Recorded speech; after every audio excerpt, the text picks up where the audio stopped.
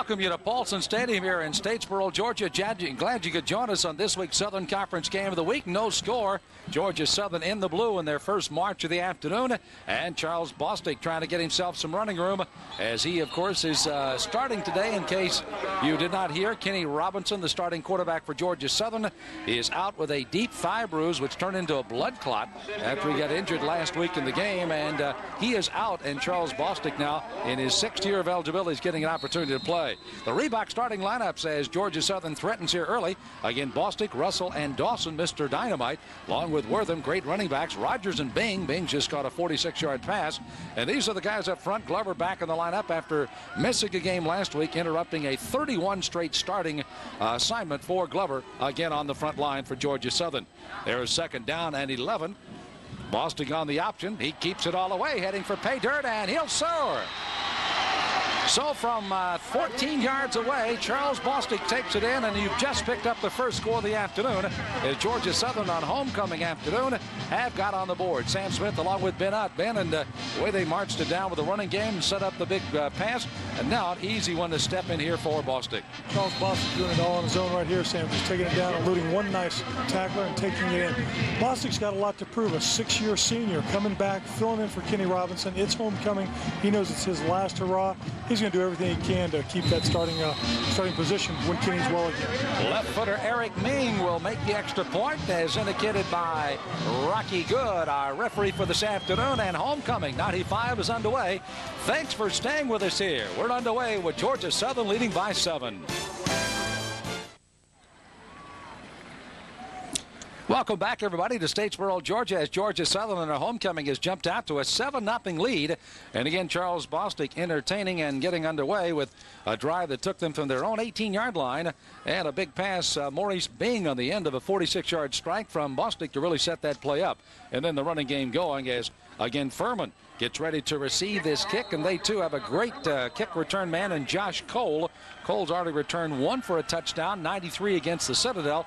And last week against East Tennessee took one 88 yards back and was stopped short of a touchdown. So they'll be kicking to one of the more dangerous return men in the league, along with Mark Moore.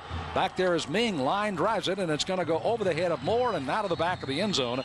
Neither one of the players, matter of fact, a little bit of an angle of the sun might have caught it, and neither one of them could figure it which way to get it, and they take it out once again to the 20th. Third man on our broadcast team today is Ted Byrne down on the field. Ted, good afternoon. Welcome aboard. Thanks, Sam. It's an absolutely gorgeous day here in Statesboro. We've got about 64 degrees, wind out of the north, and the wind, I think, will come into play here today as the afternoon grows on. But this is an absolutely gorgeous homecoming conditions here in Statesboro for this game today, and I think we're in store for a good one.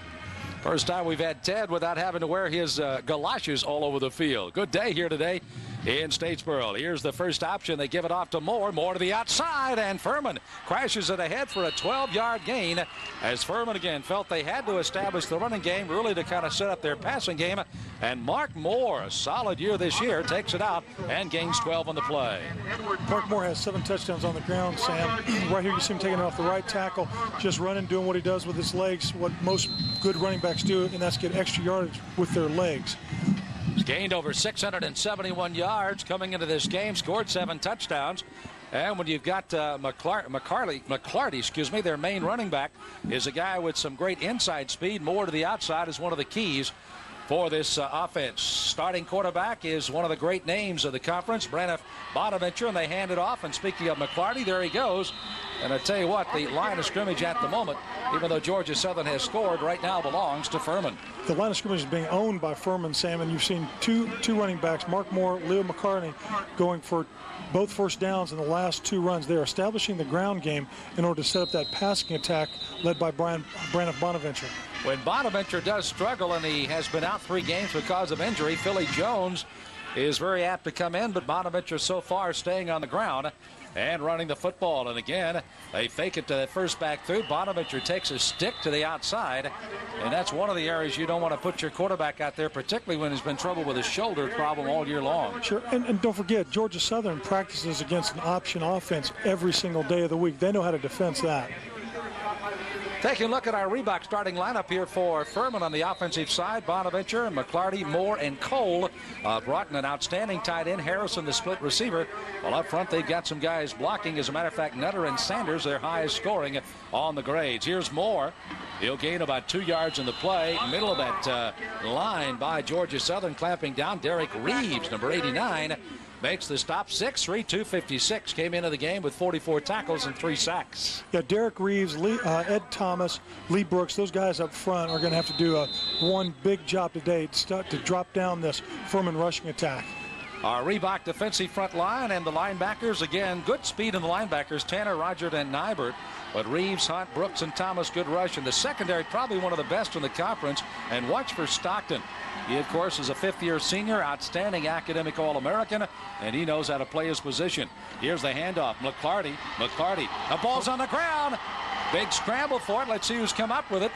Georgia Southern reacting as if they may have had it, and Furman, of course, reacting as if they have recovered it, but the ball on the ground, and that was one of the areas that we talked about, that it may be a day that the turnover goes a long way to determining this game. One of the things Furman can't do is let Georgia Southern get anything cheap on them. This is just a little delayed draw to McClarty, but he lets the ball go, and they get lucky because he falls back on. He actually gets pushed back up on top of the ball and saves it. Larry Rogers, number 50, the middle linebacker, was the first to meet him there and knock the football away. And it forces Furman into the kicking game. And Jody Wade, who has had a great year kicking already, averaging about 41 yards a kick, kicks into that stiff north breeze. Waiting back is Dexter Dawson at his own 15. And he's not going to get anywhere as he bounces off a couple of tackers and finally will be brought down. But Furman covering the kick very, very well. First man down there was number 57, Danny Howell. And he got some help from number 43 getting back there as well as Barney Lynch. So that'll be the second option for the Georgia Southern Eagles when they get the ball back, leading by a touchdown. Southern Conference football on Sports South is brought to you in part by US Air, by Reebok, and by Partners National Health Plans of North Carolina. Well, you can see that the fans, particularly on the east side, are setting in some good sunshine, while on the west side they're in the shade of a rather cool afternoon here in Statesboro, but a beautiful day as Georgia Southern takes over the football for the second time, and Charles Bostic, their quarterback, busts in the open out to around the 30-yard line. This is a guy that certainly has kind of bided his time, certainly a young freshman last year, sophomore this year, Kenny Robinson coming in, taking his spot. But with Robinson going down, Bostic really coming to the front, 18 yards on the carry. And here's Bostic carrying the ball, just going to operate the option. Of course, one of the options he has is to keep it. He sees the edge taken blocked off there and goes ahead and turns it up the sideline, makes a nice 18-yard pickup. And when you've got to go into the secondary with Rico Perkins making the stop, you know that the play worked well. Again, they have it at the 29. First and 10 to go. Dawson went in motion one way. Here is Bostic going to be dropped as that time a good rush from right up the middle. Michael Brown, who didn't play football last year because of a wrist injury, comes in and makes the first sack of the afternoon out of Commerce, Georgia. Good play. Sam, one of the things you do as a defense to disrupt an option team is get penetration on that offensive line. Of course, Bostic's trying to set up here to throw the pass, but with all the motion going back and forth, it gives Michael Brown time to get upfield and get his hands on Bostic. They list Furman as a 50 defense. They, however, with 4 down linemen, will drop the fifth lineman back as a stand-up linebacker as Bostic down the line of scrimmage to Dawson. Dawson at the 30, out to the 35, and runs headlong into a couple of the Paladins. Coming up to help is Jay Fair, number 44, finally made the stop with help from his friends, but Dawson is one of those excitable type runners. When he gets in the open field, he can do damage. He's been moved to that slot position, moving from a wide receiver. And they moved him over there, Sam, to try to get the ball in his hands more often because, as you said earlier in the day, he is Mr. Dynamite. The thing that made that play go was Marlo Worthen, though, making the big block on the corner to turn everything back inside, allowing Bostic to make the pitch, and then Dawson to go ahead and run it on upfield. Roderick Russell, number 5, is the starting fullback today, replacing Chad Holmes, who is out but should be back next week. He's out with a slightly separated shoulder as Bostic works on this third down play. Pitches it outside. Dawson's going nowhere. Good penetration coming again by that good front line by the Paladins, and they made the stop coming up to lead the way that time for the Paladins, the host of the linebackers, and they did a job that time with Darrell Smith out of North Augusta, South Carolina. And it forces a punt time now, and back to do the punting here for Georgia Southern is Kenneth Warb, and he'll be kicking it away. Sam, to defeat the option, what you have to do is run your linebackers through. It's called scraping. You just send them on angles to disrupt the flow and the timing of that option. Warb, just a freshman, booms it with that win. Look at this kick. Cole has to go all the way back in his own 10-yard line to the 9, and I want to tell you, that kid has got a leg. I don't care what the wind's blowing. That was a super kick. 55 yards, the kick carries. Warb's going to keep his job. So now, as Furman takes over inside their own 10, they're down by a touchdown at Georgia Southern. While the Sports South crew is covering this great Southern Conference game, accommodations for the broadcast team provided by the Holiday Inn Savannah Midtown, located in south side of Savannah. Offering 174 newly renovated rooms, it's a perfect location for whatever you'd like to do in Savannah. They've got a welcoming hour at the Holiday Inn Midtown, and all of the employees there are certainly here to help you. For reservations, call 1-800-355-8268. The Holiday Inn in Savannah Midtown. 1st and 10 for Furman as they take over for their second possession of the afternoon, and Bonaventure throwing that one wildly out of bounds, and it creates a second down and 10 yards to go. And not sure if he saw something he didn't like in that defense and just literally threw that one away early. Sam, on any of those 3-step dropbacks by the quarterback, their timing patterns, and once in a while it's okay to let them go over their head rather than have one of your cornerbacks like Marco Bradham pick that thing off and trot 10 yards into the end zone. Bobby Johnson, in his second year at Furman, really starting to turn this program around. Only 3-8 last year, but 5-3 this year. Spent 16 years as an assistant there. Came back after spending a year at Clemson. Now the head coach as Bonaventure's back to throw. Steps out of trouble. Still looking, and he's not going to get away down at the 3-yard line. And if he threw the last one away, he certainly should have done it again as he gets caught for a big loss. And you don't ever want to take a sack that close to your own end zone, Sam. Eric Thigpen coming up when your free safety and your strong safety make a sack down near your line of scrimmage. That's tough. Brandon does a really good job of getting out of here. He has eyes in his back of his head. He rolls out. No one's open. It's a great job by the Georgia Southern defense just to cover up the offensive attack. Saw some good play in that secondary again by Georgia Southern, as you made mention. Thigpen, who is their 4th leading scorer with some 52 tackles. He, by the way, is a guy that's called never out of position, and certainly in that situation when he saw him in trouble, came up and made the play. Bonaventure out of the shotgun. Shovel pass to Moore. Moore gets him out of the shadow of their end zone out the 11. At least that'll give them some punting room as they'll kick it away in a 4th down play. Good gain from their own 4, and again get it outside the 10 to around the 11-yard line. So a gain of 7, but again a 4th down play for Furman. And they've got to kick back into this win, and they've got to kick to Dexter Dawson. Georgia Southern should pick up some pretty good field position in this situation. But as we were talking about earlier, Sam, one of the things Georgia Southern has to do, which they did in this last series, was put pressure on Brandon Bonaventure. They did a nice job. Wade, one punt so far this afternoon into the wind for 33 yards, and he'll kick it away again. A big rush is on, and he's going to get it to Dawson. Just inside Georgia Southern territory at the 48. That stutter step gets him loose to the 40, and that'll be it. A flag goes down. And let's see who they've caught there. Could be a blocking in the back after a 45-yard punt by Wade. And we'll wait and see as Rocky Good, our referee, will make the call. By the way, the rest of his crew today includes the umpire, Tom Bess. And it is going to be a holding call on Georgia Southern. Tom Giles is the head linesman. The line judge is Paul Varga. The field judge is Dan Moore. And the back judge is Jim Coleman. Those are our officials. And that is Tim Stowers, who has his Georgia Southern Eagles in the lead by 7 at homecoming.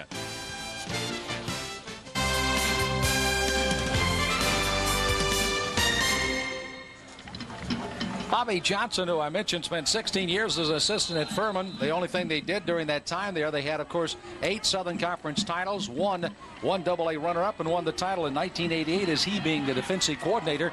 And right now his defense being called on as Georgia Southern, after the penalty, gets the football at the midfield stripe. Good field position. And Bostic hands to the first back through. And again, good running by Russell as he kind of forges his way ahead. Russell replacing Chad Holmes. And Roderick hasn't had a lot of opportunities to carry the ball, but what few times he had, he's taking good advantage, and he does there for a nice gain. And when you have an option type of offense, Sam, you need to establish your fullback. That sets everything else up. It allows you to get to the outside. The thing I'm curious about is how far can Roger Russell run today, because his backup is a redshirted freshman right now that they don't really want to play. And the same situation with the backup quarterback, also a kid they want to redshirt as well, as Bostic gets into the secondary and is down at the 35-yard line. Plenty of room for the first down, needed only a yard. And Georgia Southern moving on. By the way, if you missed the first game of the doubleheader on Sports South, Marshall all over East Tennessee, 52-0. UT Chattanooga now leads the Citadel 23-17. That's with 4 minutes to go in the third. And Appalachian State again this year having trouble with VMI. 23-15. App State leads with 4 minutes and 50 seconds to go in the third. Later, of course, we'll have our final score at the end of the game, and you hope you'll stick with us. There's Russell. And that Furman front line does not allow any penetration. Brown, Williams, Scott, and Warren all clamping down to make the stop after a gain of a yard. And Sam, let's not forget about how important this game is to both of these teams and keeping their hopes for getting an invitation into the championship playoffs alive today. They're both 5-3 right now, both going for their 6th win. Very, very important for Georgia Southern to get the win today. And keep in mind that Furman, with a 4-1 conference record, has lost to Appalachian State. Should Appalachian State fall somewhere on the way, and Furman get out of this one with a victory and beat Marshall later in the year, they could tie for the championship and really would be quite a comeback for Bobby Johnson and Furman. But right now they're on the bottom end of a 7-0 score. Bad pitch, and Dexter Dawson has to come down, and that could have almost been considered as a late hit. Crashing in on top of him was Daler.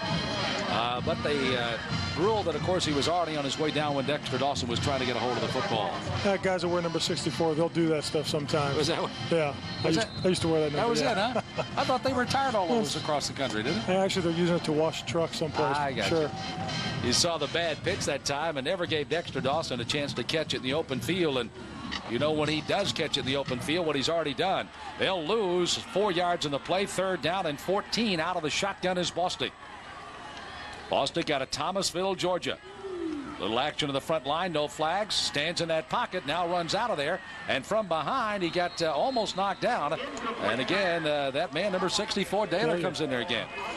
And the shotgun is a new little wrinkle that Daryl Dickey has put into this flex bone offense to give them the capabilities of throwing the ball more often. And both Bostic and Kenny Robinson have been doing a great job of throwing the ball. Saw the big play earlier in the game to Maurice Bing, about a nice pick up there to set up the touchdown. And I'm sure we're going to see some more passing today. Well, getting ready to kick for the 2nd time this afternoon is the kicker here for Georgia Southern, Kenneth Warb, and he'll just try to angle this one high in the air and drop it inside the 10 again. Got some good coverage down there, but the man that was down covering never really saw it. And again, a little bit of a problem with the sun almost directly right in his eye was Marco Bradham, and he was down there, but the ball just skipped by him and right through the end zone. But that's a sign of a good punter, Sam, is when a punter, that first punt he had was long and deep. That one, when they're shorter, the field is shrunk, it's a little bit shorter, he hits it straight up high and lets his people get underneath it. They should have got down right to the goal line and stood right in front of it, making sure that ball bounces in front of them instead of behind them. You get it on the 1 yard line if that happens. After the first drive by Georgia Southern, when they took it from their own 18 to score on Bostic's touchdown, 2 teams have exchanged punts, and now for the 3rd time this afternoon, after a 39-yard punt, it's the offensive Moore coming here for, again, Furman. And the Paladins, he does again get into the secondary. The ball's on the ground, and it's going to be a fumble recovery, and it's Georgia Southern coming up with it as the ball was on the ground and rolling, and Williams comes up with it here for Georgia Southern. Francis Williams coming up with a big play. And I tell you what, Moore looks really good off the corner here. Turns it, gets his block off tackle. I guess just the hit there with Francis Williams coming up, drops the ball on the ground. Big turnover down in Georgia Southern territory. Williams, of course, a 2-year Letterman, leads his team in interceptions and now has come up with a fumble recovery here for Georgia Southern. The last shot of it was a great angle. You can see where the DB that came up, I think it was Eric Hickman, came up, didn't just make the tackle, also stripped his arm saying to make the ball come in. So Bostic and company will get the football again. This is the deepest, and Bostic doesn't like what he sees. So he'll call a timeout with, again, Georgia Southern owning the football, and they'll have it at the 29-yard line. And you can see how that field position has slowly but surely started to creep towards the Furman end. And the kicking game into that win right now is paying what they thought might be some dividends. By the way, interesting enough, Furman won the toss and deferred to kick into that win, take the win at the end of this quarter, take it for the second quarter. Hoping to get the advantage in the second quarter, keep the game close, and then take it on into the second half. Right. One thing about the defensive backfield of Georgia Southern is very, very strong. You saw Francis Williams come up on, make a big play right there with the turnover, Sam. But more importantly, when you see guys like Thigpen come up, they make the tackle, they make the hit, but they go for that little extra, which is stripping the ball. Good defensive backs, I should say, good veteran defensive backs know how to do that. Well, as the fans enjoy their football here on homecoming at Georgia Southern.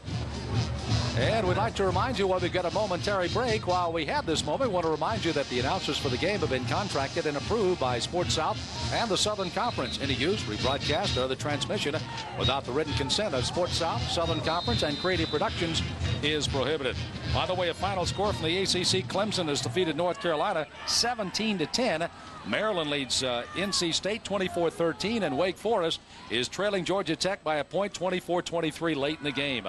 Bostic trying to get outside. Somehow, like a Houdini, got away with the outstretched hands of Michael Brown, and he's going to gain some yards on the play because he was dead right in the sights of Brown, and he couldn't wrap him up. Just a straight option down the line, Sam. He's got Jamie Glover, watch number 67. Jamie Glover pull out in front for him and goes for the kick out where Boston ought to try and turn up inside. 99 gets a hand on him, but he's just being the great athlete he is, he slips out of it and takes on the field. Jamie Glover, by the way, broke his hand last week. Here's a tough guy. Broke his hand in last week's game against East Tennessee State. He's in there playing today. He said, just wrap it up. I'll go. That's right. He had started 31 straight games before having to sit out as the handoff goes to the second back through. And your question about how long Russell would be able to go, not long, as Sullivan is in there and runs the football up the middle of the football field. And that's going to do the first quarter to an end as it winds down with that play. And Georgia Southern again has taken a 7-0 lead at the end of one. It came on the opening drive. Outside of that, the two teams have exchanged punts. We'll be back to start the second period after this timeout. Sam Smith along with Ben Hutt and Ted Burns will get you back in Statesboro, Georgia. Homecoming for Georgia Southern, leading 7-0, and U.S. Air always gives us an idea what to expect in our keys to the game. Ben, let's look at Furman first. Sam, offensively, Furman has to have some ball control and a balanced attack. Defensively, they've got to do a better job of containing the running game of Georgia Southern. For Georgia Southern offensively, they've got to establish this ground game with the fullback and get the ball to Dexter Dawson. And then defensively, of course, they've got to put pressure on Furman's quarterback, Braniff Bonaventure. And Bonaventure, of course, has already had that pressure put on him here today, as, of course, he was forced and took a big sack inside his own 5-yard line, and they've had to punt the football away the first two times and then fumbled it away the last time. And Georgia Southern's on a move on that drive right now as you saw Bostic take it on the fake up the middle. By the way, Glover, did he stay in the game after getting a pretty good shot there? Glover's still in the game. This is a tough kid, a good ball player. He's playing right guard. Broke his hand last week, and he's in there playing. It is giving him some difficulty, not because he can't hold as well, just off balance. I'm sure a lot of pain. Javon Sullivan, number 35, but they'd hoped a red shirt is in their fullback, and they just force it with that option straight ahead. And actually, they hit from behind, coming up from the secondary that time by Michael Dudley. Or Furman actually helped Georgia Southern push it ahead for the first down, and they have it down around the 15-yard line. Tell you what, Sam, it's hard to imagine that Charles Bostic has come off the bench to fill in for Kenny Robinson as well as he's playing and as athletic as he looks, taking the ball for those extra yards up the field. He's had two right knee reconstructions. Literally went in and reconstructed the spring of '90 and then last spring. And, of course, did not play in 1994. And here he is filling in for the injured Kenny Robinson. Handoff goes to Sullivan. Oh, he bangs his way down inside the 10 to the 9-yard line. And that, ladies and gentlemen, with Glover trying to help him along the way, is just perseverance as Georgia Southern marching for a potential second score of the afternoon. It's interesting to see when you get these freshmen that come in. You got Roger Russell, who's been in there. He's a workhorse, blue-collar type. Javon Sullivan, they don't want to play him. He gets his chance in there, and what's he doing? He's trying to show out. Trying to show Roger Russell, I can do whatever you can do. The job's going to be mine as soon as you leave. Well, that certainly has been the case here at Georgia Southern. The fact they've had such a nice turnover from some great All-Americans. We'll talk about a couple here in a few minutes. And they seem to be just getting a lot of kids. 26 All-Americans out of here. Interesting enough, 13 have been walk-ons. Here is Bostic on the option. He'll turn it down to about the 7 and then gets just kind of wishbone back as he's knocked back to around the 9-yard line, but his forward progress will gain him the 7. It'll be short of a first down by about 2 yards and brings up a 3rd down and 2. A good pursuit from the inside of that line at once again. Linebackers, very good speed, and Bernard Scott, number 58, is the one that kind of came up and put him down finally. So I'm going to backtrack a little bit on that statistic with the 13 All-Americans that were walk-ons here at Georgia Southern. That's a real compliment to the coaching staff and the scouting department of Georgia Southern, being able to go out and find these, what some folks would consider no-name type of talent, and develop them into really good football players. Rogers flanked to the far right side as Bostic pitches it back. Marlo Worthen will not get anywhere. It was a good penetration out here on the outside, and coming was the linebacker. What a great name, Orlando Ruff. Out of Winsboro, South Carolina, comes up, and he just stuffed that play before it ever got underway. Orlando Ruff is going to tattoo you once in a while, but this is how you defeat an option. As I said earlier, you've got to get that penetration. You've got to get defensive people upfield to disrupt that timing. You could see Ruff just took the blocker right back with him and made the stop, so he was certainly 2-on-1, and he won that battle. As Eric Ming will come in and try the field goal here. Ming kicking this year for Georgia Southern field goals, 6 of 13.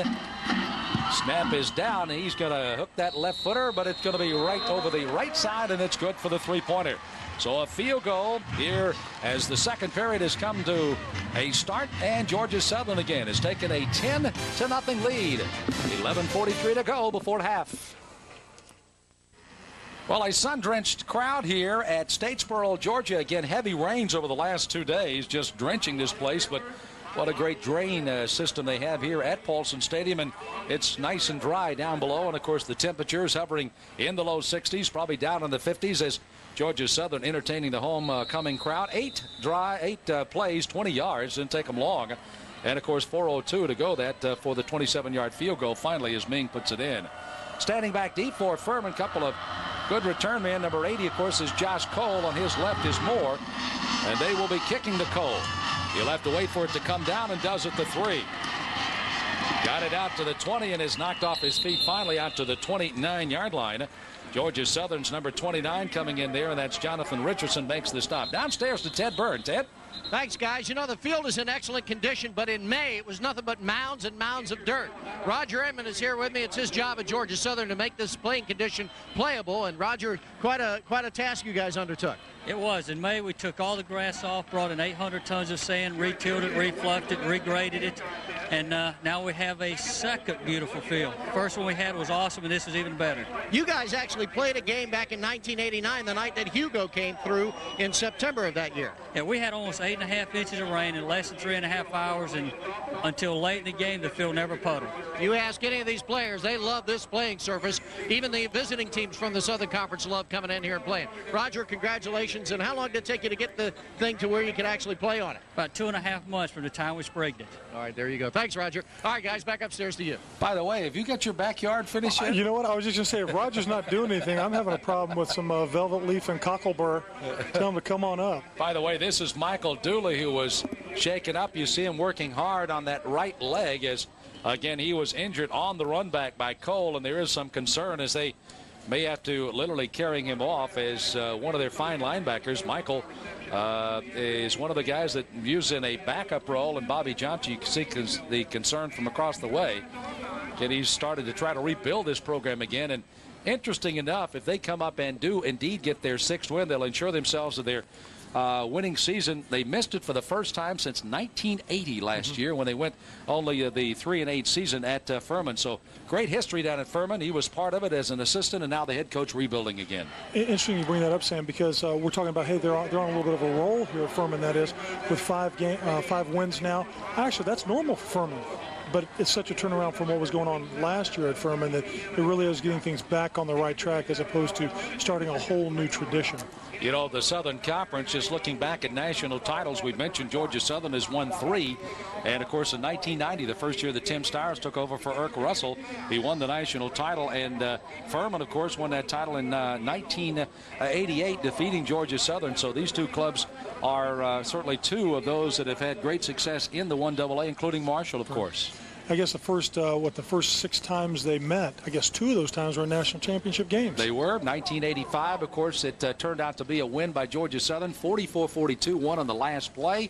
And then Furman fumbles the ball going in for a potential, Georgia Southern fumbles on the way in, and Furman holds on for a 17-12 win in 1988. So 2 national championship wins by these 2 teams. While we are still having Michael Dooley being looked at down on the field, again, updating the scores for you, we have Appalachian State still with the lead over VMI 23-15, 23-17. UT Chattanooga leading at home against the Citadel. Final scores now, Clemson has defeated North Carolina 17-10. It was Maryland over NC State 30-13, and Georgia Tech does hold on against Wake Forest 24-23. Kentucky has a 10-7 lead over Vanderbilt. That's in the 3rd. Some of the ranked teams, a final in. Arkansas defeated Mississippi State 26-21. Florida all over Northern Illinois 58-20. Tennessee is on top of Southern Miss, big 42-0. Navy leads Notre Dame 17-14 in the 3rd. That's at Notre Dame. Auburn at home leads Northeast Louisiana 24-7. Kansas on top of Missouri 21-17. Nebraska, number 1 ranked, and maybe heading for their 2nd consecutive national title as a 45-7 win lead, that is, over Iowa State. And Kansas State leads Oklahoma at the half 28-10 in some of the other scores around the league. Again, they are indeed going to have to cart Michael Dooley off here, and we always hate to see that, certainly. It doesn't look good. What they're doing right now is they're applying the air cast, which is really a plastic bag that they pull up in the shape of a very long boot or stocking. They pull up over the entire leg, and then they literally pump it up to put to stabilize that leg. Now, 1 or 2 things might have happened.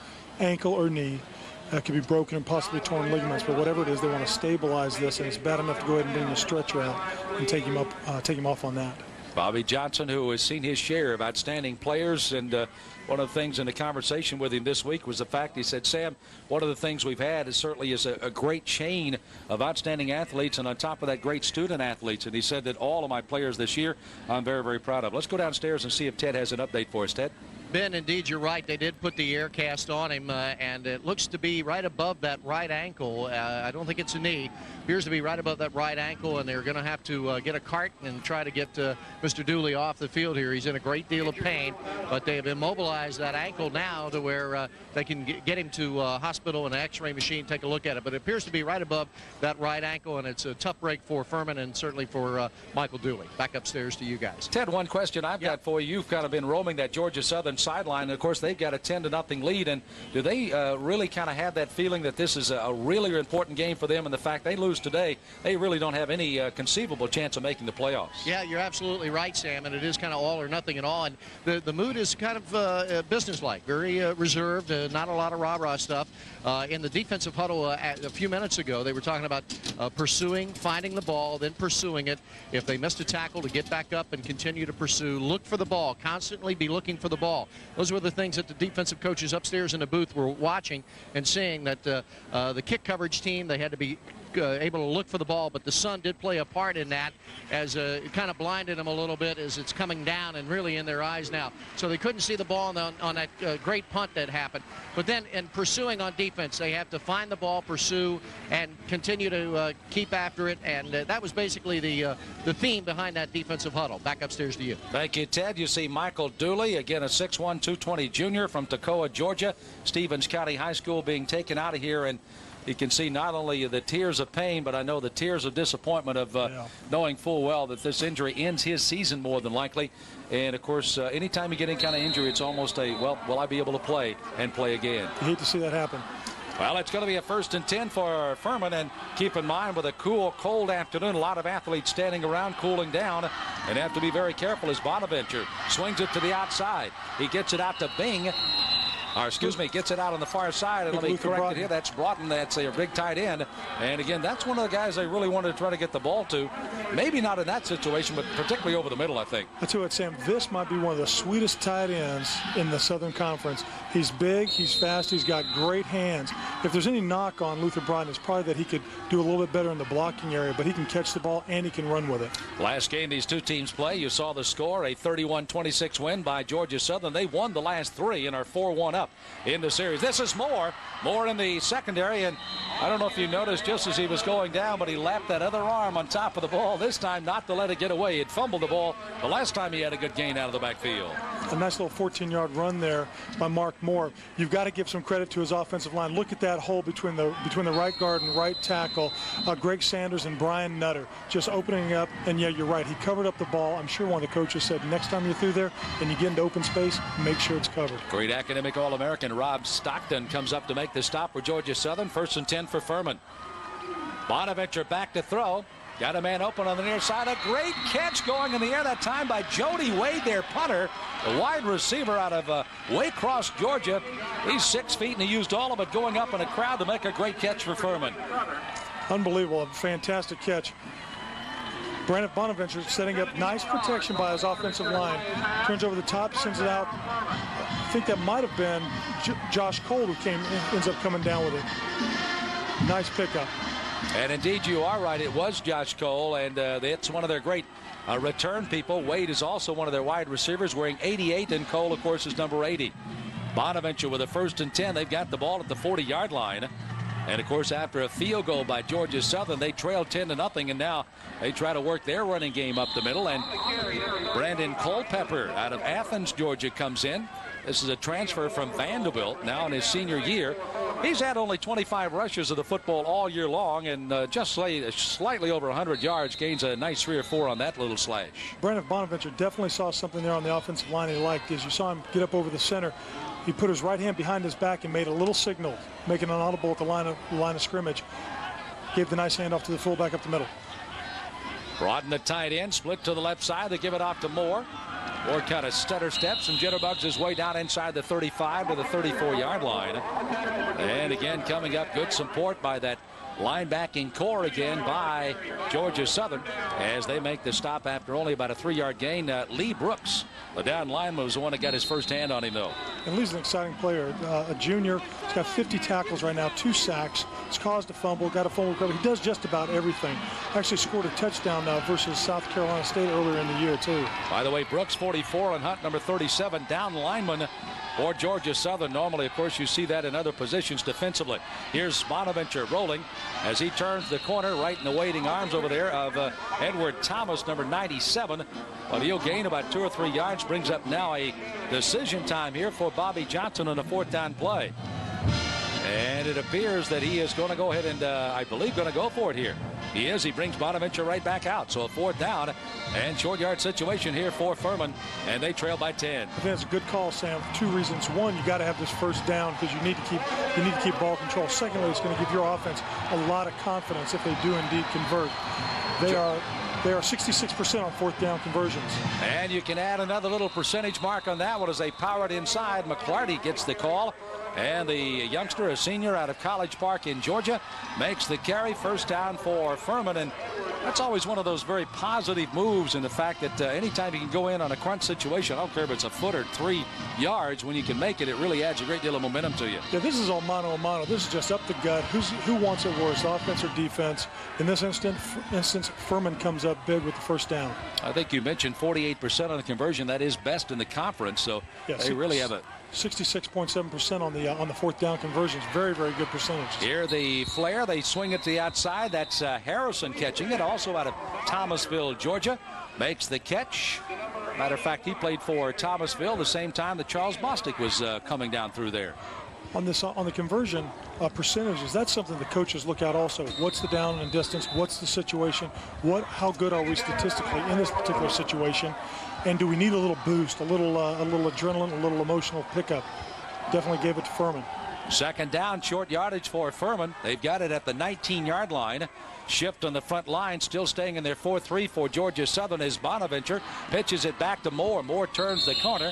Got knocked down on a good hit from the outside that time by Bradham. Bradham, the senior out of Savannah, Georgia, playing on the left corner. By the way, of an update on Michael Dooley, suspected of a fracture in his lower right leg, being transferred to Statesboro for an x-ray coming up. So again, we can only hope for the best for Michael Dooley here. You hate to see that happen, Sam. It's just part of the game of football that injuries are going to occur. But anytime someone's going full speed downfield and something like this happens, you hate to see that. Hate to see it be either a season-ending or career-ending injury. Defense in the neutral zone declined First down. So Furman takes the first down on the drive up the middle.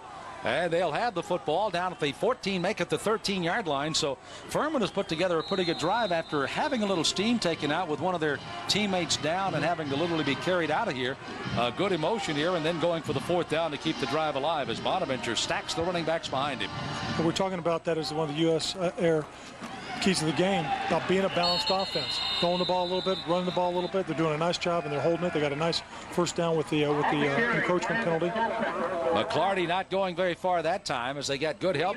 D.T. Tanner, the linebacker out of Atlanta, Georgia, number 47, was leading the charge as he had shot through the gap that time. And, of course, then the down lineman getting a hold of McClarty. And they gain only a yard on the play, just moving it inside the 13 to about the 12.5. Cole, along with Harrison, flank out to the left side. Moore's in the slot to the left. Lone running back is McClarty. Bonaventure back to throw.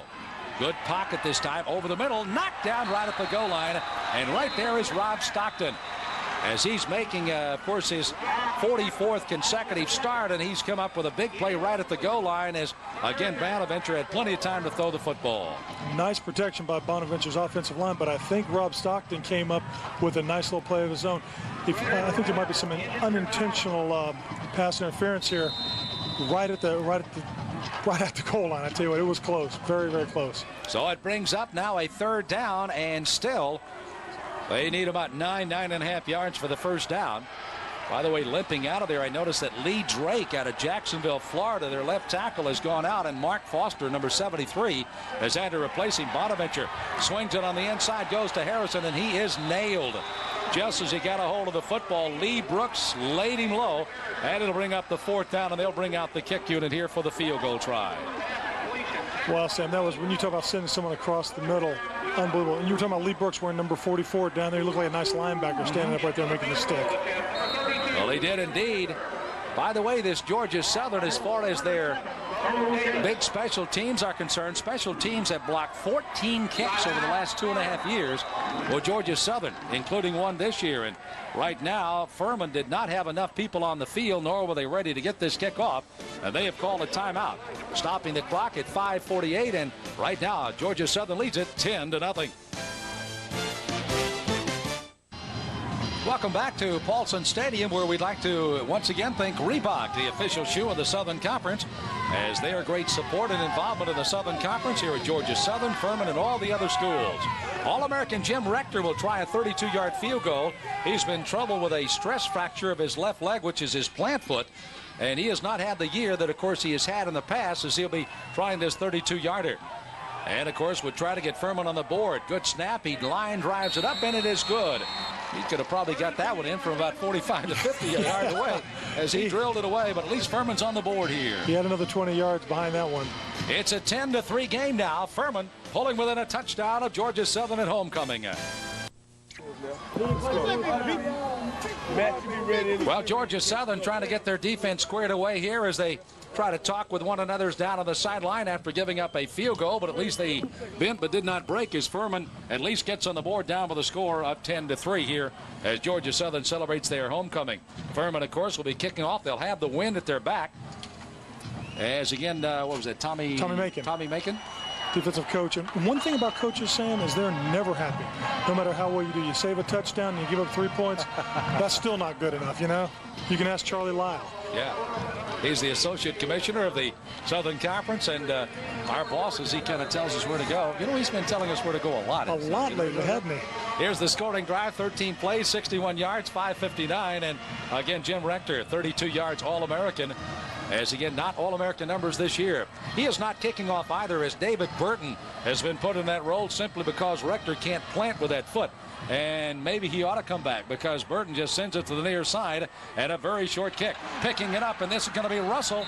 Russell caught that one at the 35, and not many people even saw him coming up the sideline. He takes it all the way out to the 45-yard line, ahead to around the 47, and that's where they'll get the football. 1st and 10 for Georgia Southern. Found a nice little seam in there and got a few yards. I actually had an opportunity to break it all the way if it wasn't for one Furman man, Adrian. That almost looked like Burton, absolutely no thoughts of even driving that ball deep. I know you don't want to kick it to Dexter Dawson down there, nor Wortham, but you got to at least get it deeper than that. I think it was just a bad kick. First down, 10 yards to go, 47. Charlie Bostic in relief role here tonight, rolling to the right. He can run with it. He has to dive forward, and he gets into Furman territory. Clamping down and heading for him in a big hurry. Had a lot of people clamping down, and Brian Cross, number 91, was leading the charge along with others for Furman. And we've got Roy Clayton in there at offensive guard now, and I believe Jamie Glover has come out with a bad hand. We'll have to check on that in a little bit. Roy Glover doing a nice job of peeling his man back and giving Bostic the opportunity to roll out to his right. Good gain on the play of 6. Second down and 4 yards to go for Georgia Southern. Their flex-bone offense, of course, changing year in and year out. And so we talked to Nate Hurst, their broadcaster. He said, can you imagine us throwing the ball as much as we have? And they have, as they try to power it inside for a couple of yards. Just try to set up a little throw here by Bostic. And he does have that green light on that rollout, of course. If the linemen are in position, he can't throw it upfield. And they've thrown some big ones. Rogers has caught some long ones. Certainly Dawson, can catch the big play. And also we've already seen Bean catch one for 46 today. So they have the capabilities of throwing long as well. This flex bone, for those that really don't understand it, it's kind of akin to a run and shoot like you see the Atlanta Falcons doing. But now being able to operate out of that shotgun gives it one more dimension to be able to throw the ball deep, give your offensive lineman a little bit more time to block on the pass. Worthing in motion as out on the option, and he's going to have enough as Bostic as he takes it near the 40-yard line. And I tell you what, Charlie Bostic out of Thomasville, 5'10", 199 is a tough customer as he just buried his head and got another couple of yards out of it. I'll tell you what, he is as tough as any fullback I've seen, and he's decided to keep the ball quite a bit today. Executes the option, turns the corner, heads upfield, just using his legs like any other running back would do. But don't forget, he's a quarterback. Yeah, he is. He's a quarterback. Most quarterbacks don't want to get hit like that. By the way, you saw number 33 closing quickly as Jeremy Osborne, just a sophomore, started last year as a freshman. They say he's probably made as much progress at that position as anybody in Furman in a long time. Here's Bostic back to throw. He's got a man downfield throwing to the goal line and intended again for that wide receiver Bing, who had caught the 46-yarder early. And again, back there, McNeil knocking away for Furman, making the defensive play. Great pass defense by Michael McNeil to break up this. This is actually the same play, Sam, that worked earlier to Maurice Bing, where he picked up, what was it, 46 yards earlier. Almost identical play, but now you got Michael McNeil stepping in front of the football. You know what probably could have happened there as well is that Bostic was throwing the last one with the wind. This one against the wind, it kind of hung up a little bit. True. And Bing trying to jump ball, and McNeil got there and makes it a 2nd and 10 at the 40. Here's that fake option one way, cuts it back to the other side, and Bostic will go down the line of scrimmage, but will not be able to get out of the grasp of Bernard Scott out of St. Augustine, Florida, at 6 feet 204. And again, he is what is called the drop in, as a flag also has been dropped in the play. By the way, Bostic has carried the ball now about 14 times, gained roughly about 55 yards or so. He has scored the one touchdown today here for Georgia Southern. If you're going to play an option offense, Sam, you've got to string it out if you're the defense. And this is what they do there. 26, 58, 33, 38. Everybody's rushing out to the sideline, trying to string that thing from left to right. Here's Rocky Good with the call.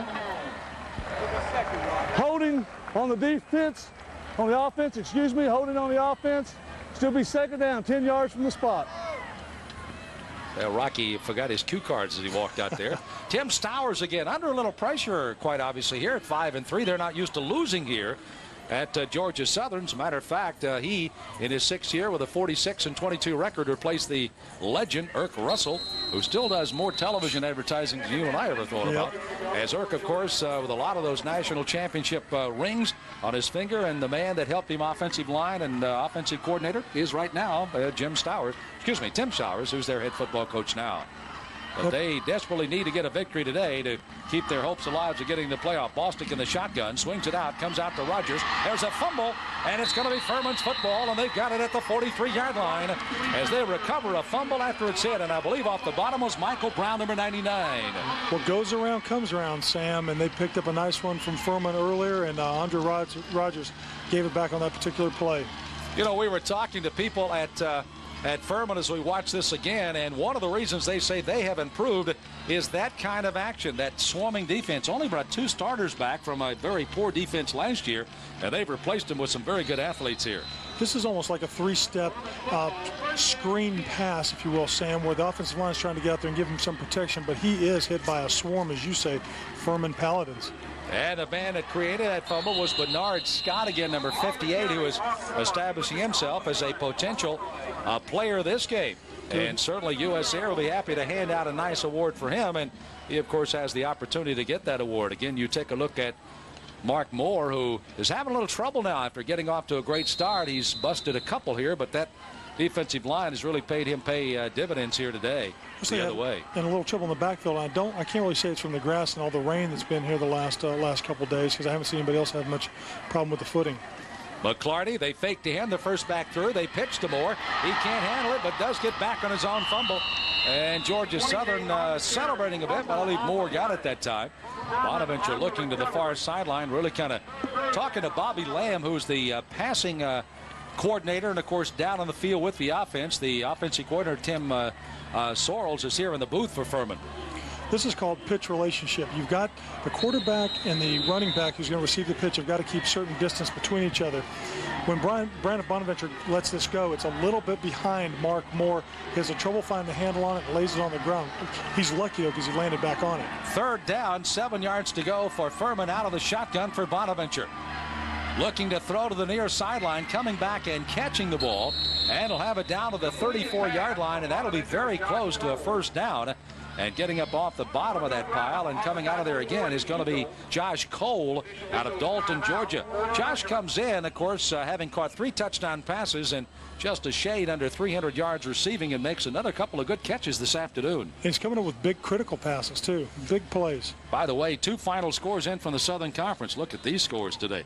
Tennessee Chattanooga defeats the Citadel 29-24, and VMI just loses by 2 to Appalachian State 26-24. To a VMI, wow. They are tough right now, aren't they? And Thomas Haskins, I'll tell you what, he's exciting to watch, isn't he? We'll see him next week on our Southern Conference Game of the Week, the Military Classic, the Citadel playing host to VMI. That'll be down in Charleston on Sports South next week. By the way, Marshall also bombed East Tennessee today, 52-0 in the Southern Conference. No more close games for Marshall, huh? I think they pretty well said that, too. They're making their minds up right now. Well, it was enough for a first down on a little catch and run that time, as you get a look at the Darth Vader there, it looks like, with Brandon Bonaventure, and he rolls out to the near side. Bonaventure's just going to step out of bounds, gets a pretty good hit right at the sideline. Thought he might have got hit a little late that time, and who's to know that he didn't, but he's out of bounds. By the way, Bonaventure, if you are interested, his dad, a traveler, a frequent flyer when Braniff Airlines was up, and he was named for the airlines, Braniff Bonaventure. Well, how about that? And a couple of consecutive weeks as the offensive player of the week, and injured and out of 3 games, but this is a guy that's going to be around for another year, and people have got to put up with this kid that can throw it all over the barnyard, and one of the guys concerned is Tim Stowers, head coach of Georgia Southern. And what a great football name, Braniff Bonaventure. And of course, then you got your backup, Philly Jones. Yep. Another great football name. You're going to win. You're going to win some football games with guys that are named that. Linebacker here as well, Orlando Rupp, as they throw, intended again upfield and trying to get it to Broughton, their fine tight end, and he can't handle it. Rather low thrown ball. He would have had to catch that one off his knees. And again, if you see the shadows, he's looking right back into the sun as that ball was thrown right at him. Looking back into the sun, he's making a nice crossing pattern, but you can see how well they're trying to utilize their tight end. This is a pretty deep pass pattern for a tight end to be running also. And you're right, it's a little low at his feet, Sam. And, of course, it did take a little time for that play to set up. You saw Bonaventure having to duck out of it. Third down, 8 yards to go for the first down here for Furman. They trail 10-3. Bonaventure gets a good snap, steps up in the pocket. He dumps underneath. It goes to Josh Cole. Not going to have enough for a first down as he gets it down around the 28-yard line.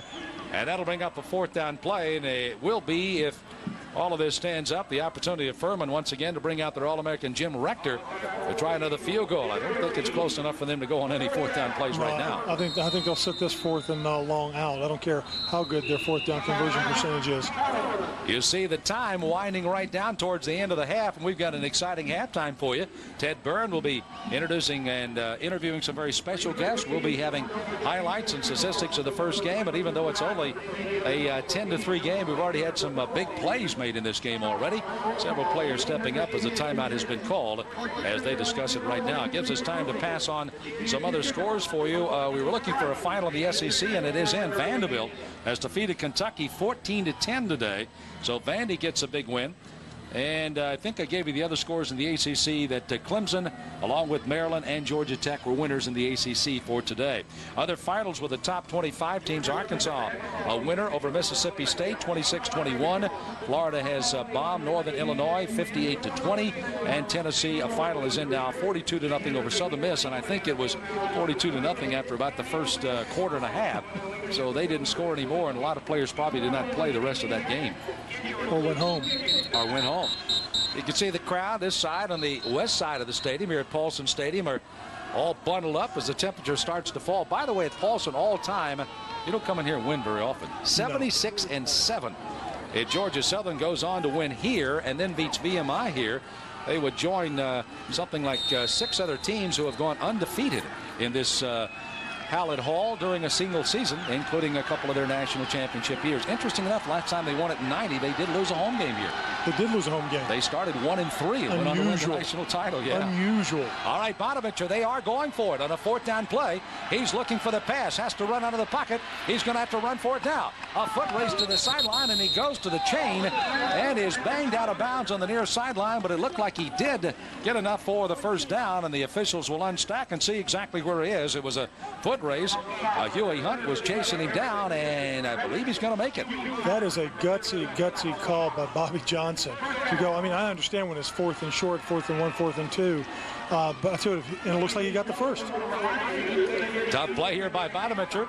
Here comes the flush out of the pocket, and that's Hunt in pursuit, number 37. Nice run, just sticks in. Does a good quarterback knows where the sticks are all the time. So out of the shotgun, Furman with another first down as we close in on the final seconds of the second period. Bonaventure throwing over the middle. He's got to complete to Harrison. And Edric Harrison out of Thomasville, Georgia, makes another reception. He's already caught 5 touchdown passes this year, and he may be one of the targets they're looking for. They continue to throw here. And Furman goes into its hurry-up offense. 13 seconds left to go. He may just spike this one away, and he does. So he stops the clock with 9 seconds.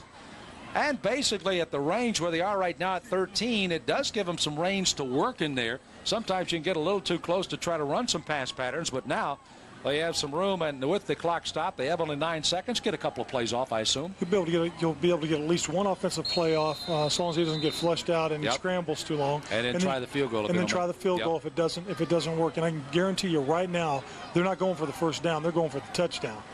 You know, interesting enough, Furman, as they are quickly coming out here, their first 2 games, they had a total of 12 turnovers, 10 fumbles and 2 intercepts. Last 6, they've had only 8 turnovers, 3 fumbles and 5 interceptions coming to the game. Bonaventure throwing to the end zone to Josh Cole. They go up for it. Cole along with Harrison were back there with Stockton, and they knock it away incomplete.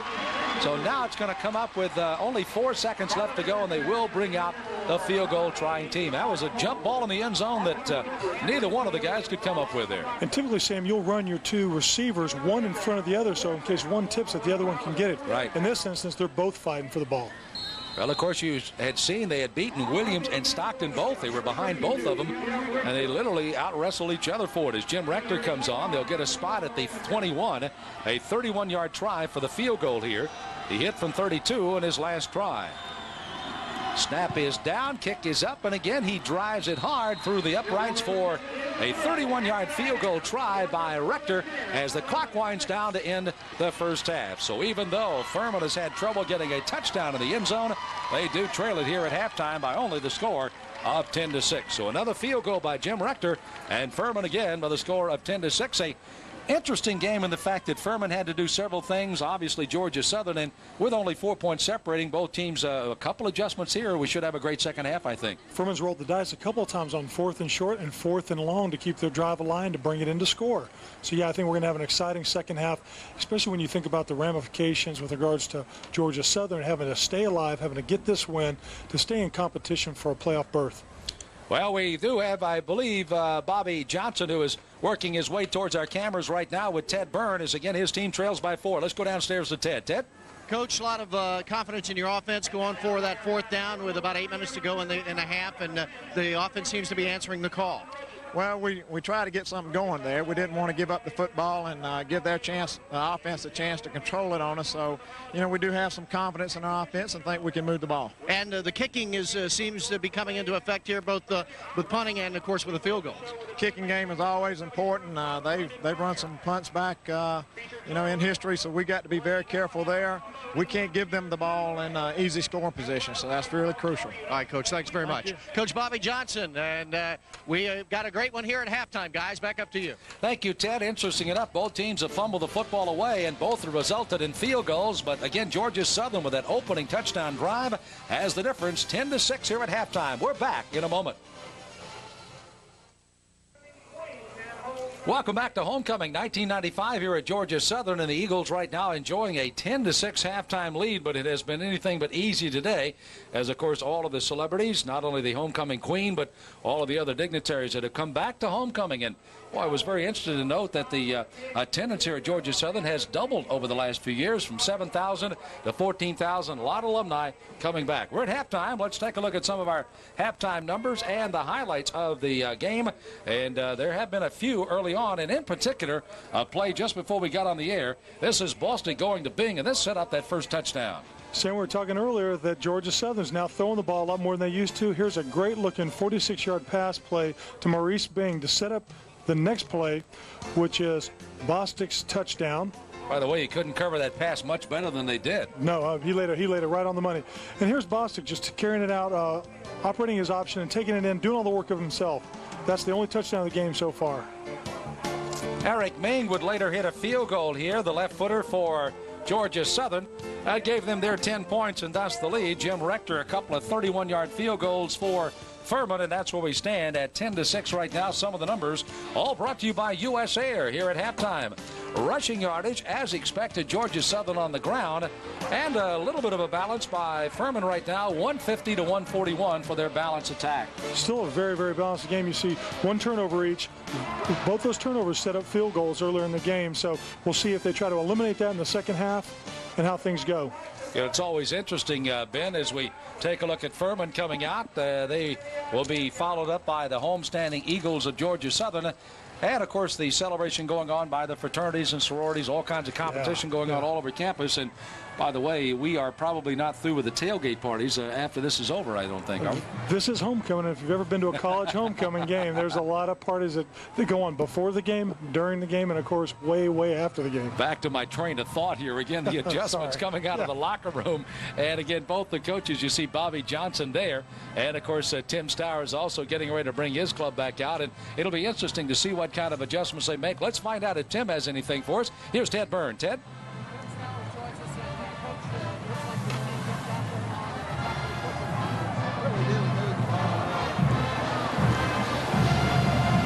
We'll be trying to get back down to him in a moment as Georgia Southern comes onto the field. And again, Tim Stowers with the conversation with Ted Byrne. Maybe Ted can kind of synopsize that for us here in just a few moments. But again, the Eagles coming out on the field, they've got a 4-point lead. But again, as I pointed out, not a comfortable one here on their homecoming day with Furman. Not the way that Brandon Bonaventure can throw that football, and having guys like Josh Cole, the way he's been coming up with critical plays. They need another touchdown. Georgia Southern needs another touchdown. And we talked about how critical this is for them. They've got 3 losses right now, Sam. You don't get an invitation to the playoffs if you have 4. There's too much talent out there. By the way, a couple of Big Ten scores. Wisconsin was defeated by Purdue today, 38-27. Started off so well, and now, of course, they are history. And Illinois defeats Iowa today, 26-7, in a couple of final scores from the Big Ten. Auburn has defeated Northeast Louisiana, and that final score 38-14. And Kansas over Missouri, 42-23. Those are the other scores in addition to the ones we gave you earlier. And some real squeakers in our own Southern Conference. UT Chattanooga over the Citadel, 29-24. VMI just lost by 2 to Appalachian State, 26-24. And, of course, Marshall early over East Tennessee, 52-0. We'll have the Military Classic coming up next week, and that'll be a great one. The Citadel against VMI. Yeah. Very disciplined offenses and defenses. That'll be in Charleston, and Ben and I will be there along with Ted Byrne. That's next week on This Week in the Southern Conference Game of the Week. Here's the kickoff. Goes to Josh Cole of Furman. He's got an open field up the right side, and he'll take it out beyond the 30 to around the 33-yard line. Making the stop is Greg Crane. Comes up to make the stop there for Furman, number 4. Both attacks have been very balanced in the first half, Sam. I'm anxious to see what the coaches have done for adjustments to try to get on the scoreboard and try to keep each other from getting down into their own scoring position. You know, it might be interesting also, not that Bonaventure is doing a poor job at this stage, but Bobby Johnson has not been afraid to come in with Philly Jones, kind of like to throw a little wrinkle into it here. Very true. Once in a while, if you pull your quarterback out, let him see what's happening from the sideline. Often it puts a little life back in your offense. Put Philly Jones in there. He's a great quarterback. He can make some things happen, and then put Bonaventure back in, of course. Well, you see Leonardo McClarty trying to gain some room on the inside. He started off as a tailback at Furman. Did not have that outside burst of speed. Does well against the tackles. But again, they moved him to the fullback spot. And obviously with a guy like Mark Moore who can run the tailback spot, you can see why with McClarty, one of their blockers, out in front of Moore. And what's real interesting about that move, Sam, is that Leo McClarty, of course, has a lot of speed. So you've got a fullback with speed. He needs to probably pick up that blocking on the corners a little bit better than he has. But other than that, you've got two guys with great speed in the backfield. Good play fake this time by Bonaventure. Swings it out to McClarty as he comes out of the backfield and makes the catch. The ball sprung loose and it was rolling out of bounds. Again, it looked as if the ground might have created it, even though Rob Stockton drove him into the ground on the tackle. Again, he gets it there. You know, it's interesting. I had written a note on my score pad that a couple of the guys, Moore in particular and now McClarty, have hurt Georgia Southern in the past games by catching the ball out of the backfield. And here they go again. Well, that's a great statistic, and that was a good hit by Rob Stockton to make the ball come out, and you could call that. You could say that the ground made that happen. Even though it went out of bounds, it still belongs to Furman. But you're right. If coaches will game plan against things like that, Sam, if they know that they can hurt somebody by sending their backs out of the backfield, they'll send their receivers as decoys to stretch the defense and linebackers off the ball and then dump it over the top to their safety valves, the running backs. Furman brings out a player that does not get a lot of play time here. His name is Bo Davis, number 7. Out to the left side as Moore tries to gain room to the outside, and again he's taken down. Hunt was the first to reach him, and then right on top of him was the man that has been all over the field, Edward Thomas, again with Georgia Southern. And Moore tried to make a little cut. Not that he slipped. I think he just had a little indecision of which way he wanted to try to cut behind a block. Well, that's it. When Brian Nutter was out front, you look at number 71 pulling down the line, setting up the block. He's waiting for Brian Nutter to either kick out or hook the man so he can make his decision to go inside or outside. And with the hesitation from Nutter causes hesitation from Moore. Looked like he'd had control of Thomas, and then Thomas took him inside and clogged it up. Bonaventure on the run. He hits it upfield, and this is Broughton, their big tight end, and takes it all the way down to the 25-yard line. And that's the play that Broughton we thought would hit more of.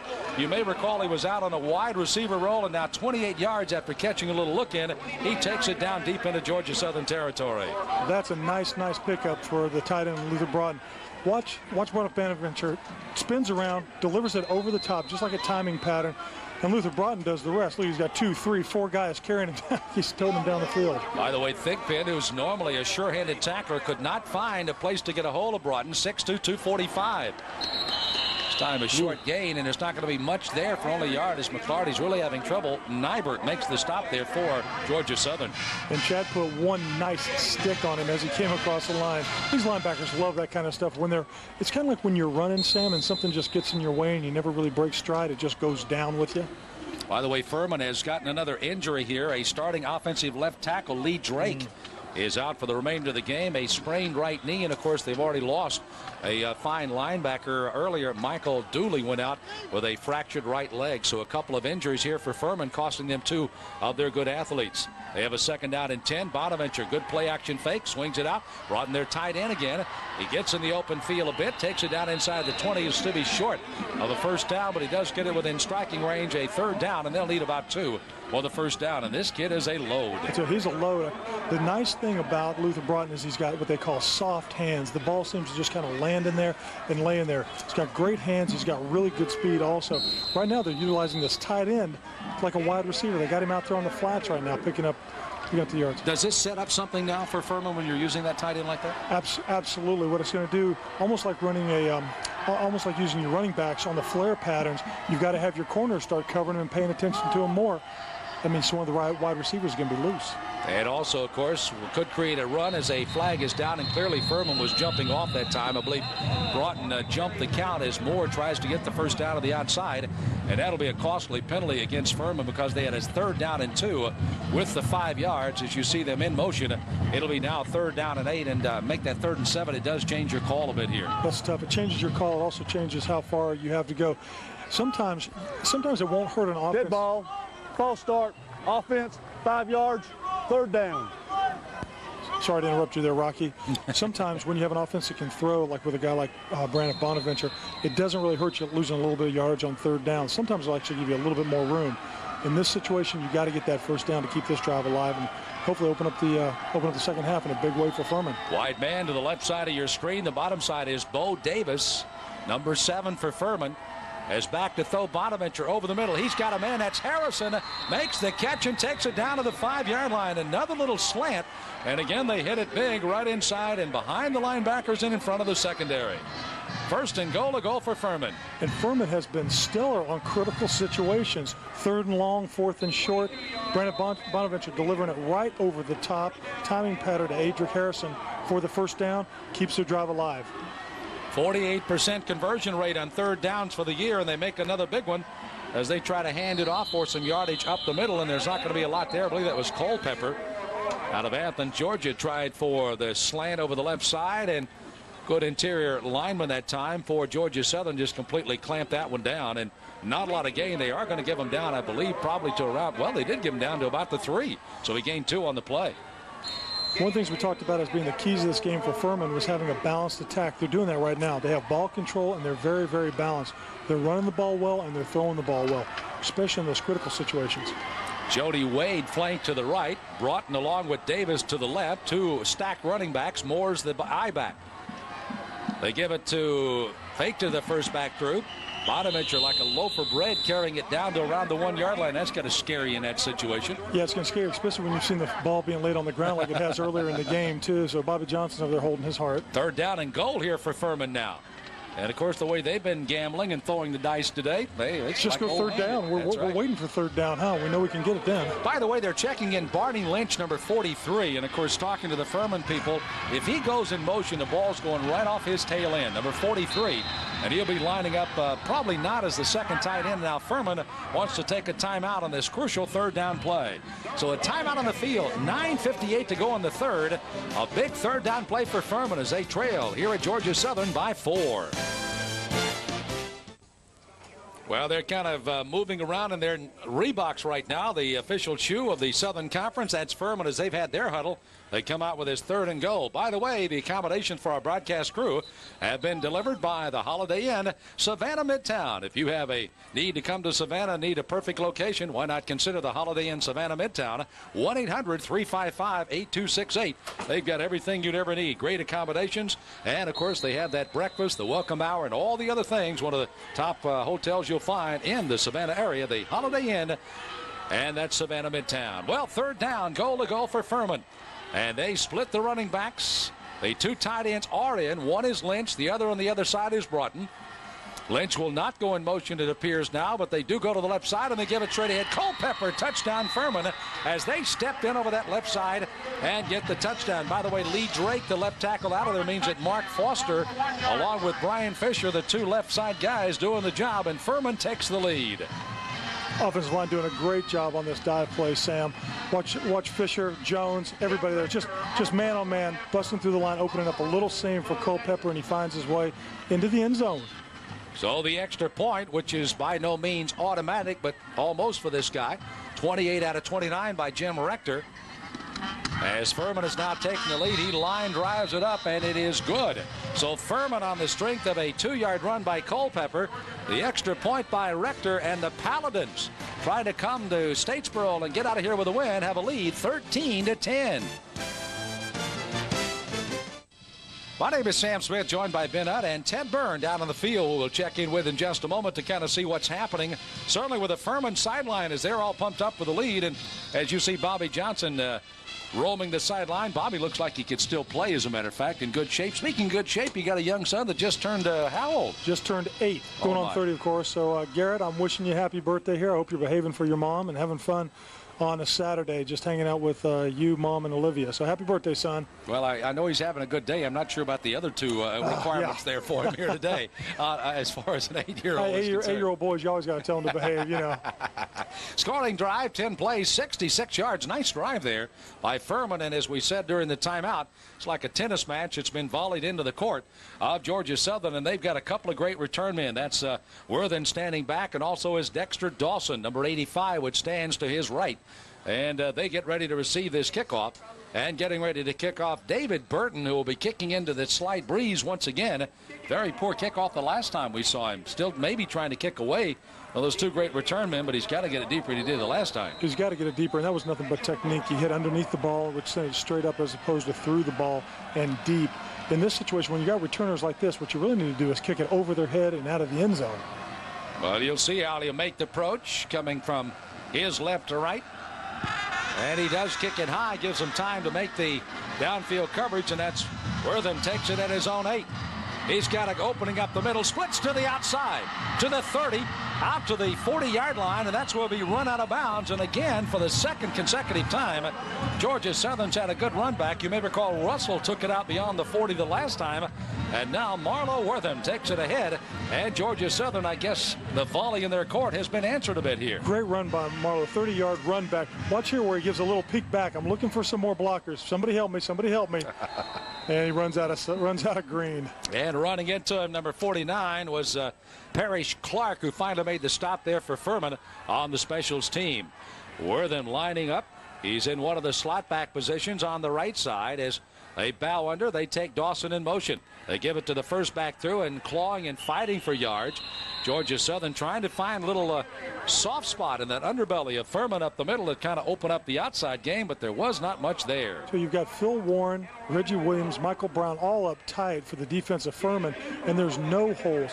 But what Georgia Southern really needs to do, Sam, is try to establish that fullback in this option attack. Once you have your fullback really working and gaining some yardage, it opens up that outside for you because everybody's concentrating on the inside, or it allows you to go up over the top with that flex bone now being run out of the shotgun. Gain of 2 by Russell. They flipped on the lights here, which were just installed last year at Paulson Stadium. They'll be glowing brightly into the twilight hours as Bostic goes back to throw. Good pocket protections. He's throwing to Rogers, overthrew him as there was excellent protection back upfield, and then the coverage by Furman, but not much of a chance for Rogers to even get close to that football. Now, once in a while you have to waste one like that. You know, sometimes it doesn't always go exactly like they draw it up on the chalkboard. Rogers out of Duluth, Georgia. Came into this game only 7 receptions, but 179 yards total and a couple of touchdowns. So he definitely is a guy that can get behind the defense and get some big chunks of yardage. Now, third down play. Furman normally does not bring in a nickel back. They trust their linebackers to cover that well. And out of the shotgun, Bostic has Dawson in motion. They pitched to Dawson, trying to get it to the outside on a throwing situation. He dives forward, trying to get the first down, and that will be close. They get it down to the 49, and if they spot it where the linesman is spotting it right now, they're going to have to bring that chain across the field because that's too close to call. Nice presence, field presence by Dexter Dawson. Watch the setup block here by Marlo Worthen, who roll blocks him, gives him just a little bit of the corner to allow Dexter Dawson to get to the outside. It looks like he dives. He got a little shove, a little help from behind too, but looks like he might have picked up the first down. Let's see what the chains say. Got to be a scary feeling when you're rolling out and all of a sudden you see this wave of white shirts coming to you and knowing you got to get to point B and they're in your way. And let's see if they made it, as indeed they do have to bring the chains across the field. Referee Rocky Good right on top of it. The linesman you see with his hand on the football. And it's a first down for Georgia Southern. So Dexter Dawson does his damage.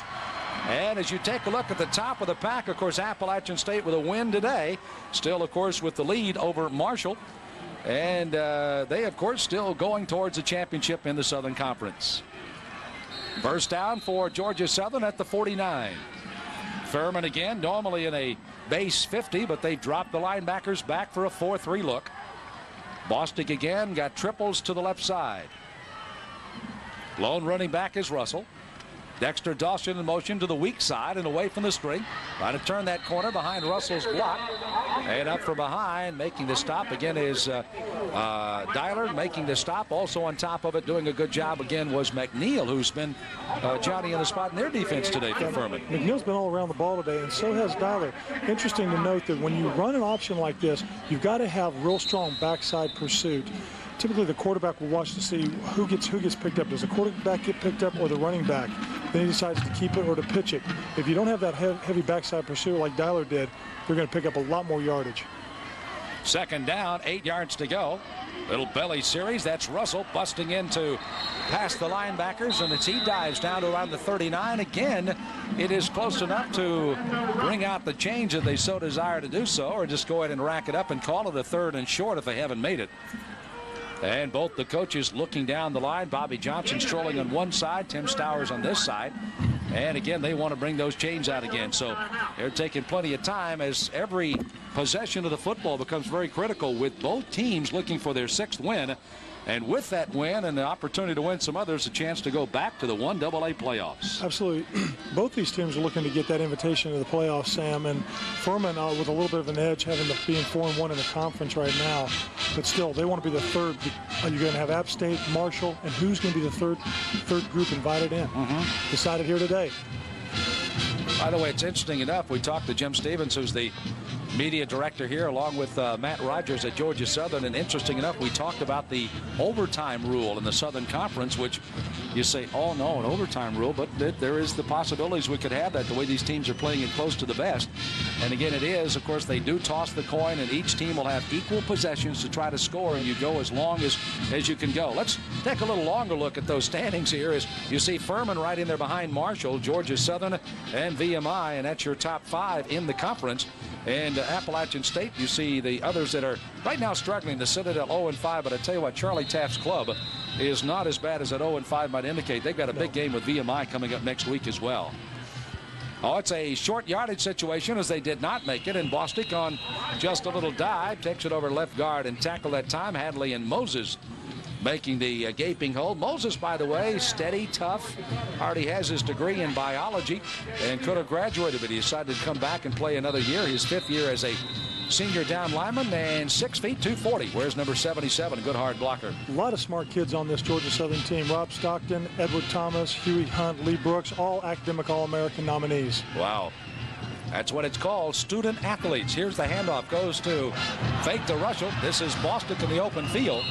And again, every head coach in the country would like to have a guy that steps in for your injured #1 quarterback and play it as well as Charles Bostic, who is a former starter himself here and played as well as he has. Hey, what kind of problem is that for a head coach? You see Charles Bostic run a nice option keeper here. Who am I going to start this week? Is it going to be Charles Bostic or Kenny Robinson? I mean, those are the kind of problems you want as a head coach, having great depth. The only problem that Tim Stowers has is the fact that if Bostic should get hurt, he has Greg Hill, which is a freshman, and they're really wanting to redshirt him to get another year of eligibility out of him, or at least get all 4. And he is the backup quarterback right now. Bostic rolling on a 2nd down play. He's going to take it down and dive forward. Again, I tell you what, if they're making first downs or missing them, they're by just an eyelash or two as they again move it out just about at the stake. And they spot it down. They'll look down that line of scrimmage and make the decision, as Bostic had to tuck it and run that time. And you will see if it's close but doesn't look like a first down, Bobby Johnson's going to make them pull those chains out there. He's not going to give them anything. This is one of the things Bostic does best, and that's throwing on the run. Here he decides to keep it because he sees that the defense is really backed off the line of scrimmage.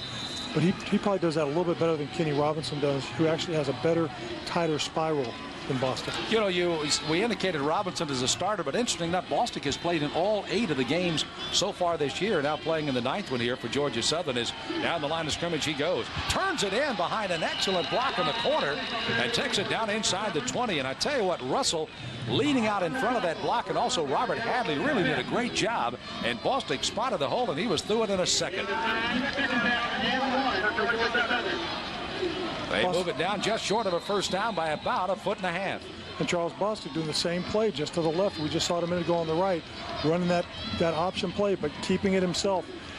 Whenever your defensive, picking up a nice cut block there too, open up the alley. 2nd down, short yardage here for Georgia Southern. Time winding in the 3rd at 5:40.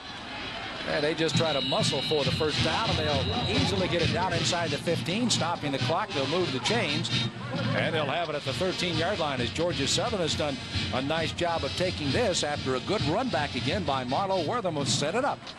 And, of course, Georgia Southern trying to regain the lead as they trail by the score of 13-10. Bobby Johnson has been through the wars again as the defensive coordinator for Furman, also for Clemson. For a single year, actually was the academic counselor at Clemson during 1 year of his hiatus from Furman. Elected he wanted to get back into coaching and did. Good thing for Furman, huh? Excellent thing for them. Here is Bostic again, stumbling all the way, and I tell you what, that is a stumbling 4 or 5 yards as a flag goes down behind the play. Bostic looking at the official, and a holding call is a preliminary call here against Georgia Southern. That'll back it up as Furman for sure will take the penalty after another good game by Bostic. Bostic is running this option as well as anybody can at quarterback. Now he's a 6-year quarterback, so he knows this offense. Holding, offense, 10 yards from the spot of the foul, repeat the down. You know, interesting enough, the way these two clubs have now controlled the ball on the ground, we are approaching the 5-minute mark of this period, and this is only the first possession of Georgia Southern. And, of course, Furman had it to open the third period, so the ground game really chewing up the clock right now. And that's ball control. One of the things, if you ask coaches what's real important to you, time of possession. They want to have the ball more than the other guy. Usually you win. Being flanked out to the wide side left, in motion is Dawson. They give it to the first back through. And on the flex ball, again, they move it over a 25 down to around the 22 or 3-yard line. Russell again gaining about 3 on the play. And they'll come up with a second down play, but they still got to get it all the way down to around the 4 for a first down. Yeah, you might as well, in a situation like this, you might as well go ahead and stretch that defense and go for the goal line. What's going to be interesting here is if they go over the top for the pass, do the receivers try and cover that 10 yards for the, or actually 15 yards for the first, or just try to lay it across the middle and get in position for the field goal? Redshirt freshman Steve Deal, number 74, has replaced Grant Chestnut at right tackle now as he protects. And over the middle they go to Marlo Wortham. And Wortham trying to get some kind of running room after he caught the ball but could not get out of the grasp of the fine linebacker Jay Thier that time of Furman, number 44. So again, they're trying to keep as balanced as they can, running the ball, but now throwing it underneath, trying to let Dawson use that great speed he possesses to do something with it, but Jay Thier covered it very nicely. You know, right now, Georgia Southern, of course, needless to say, would love to get a touchdown on a big play from Dexter Dawson or one of the more veteran players on this team. What they have to do is make sure they don't make any mistakes and take themselves out of field goal range also. Basic 50 defense has been broken to a 4-3 most afternoon here today for Furman. That's where they are now, rushing the 4 as they try to rush Bostic. He slants it on the inside. Once again, they get it to Bing, Maurice Bing out of Savannah, Georgia, Groves High School, and he's made some big catches, and there's another big one as they take it inside the 10. Not enough for the first down, and now they'll be faced with a very crucial situation on a third down, and they'll need roughly, what is that, about 5 yards? Looks like. Well, 5 more yards, Sam. Maurice Bing cutting across the middle. That's what's impressive about a receiver. These guys that aren't afraid to cross the middle where they know there's a lot of traffic, duck a block or two and pick up those extra yards. Well, they are not going to go for it here. Obviously, with that much distance, they're going to go for the tie right now.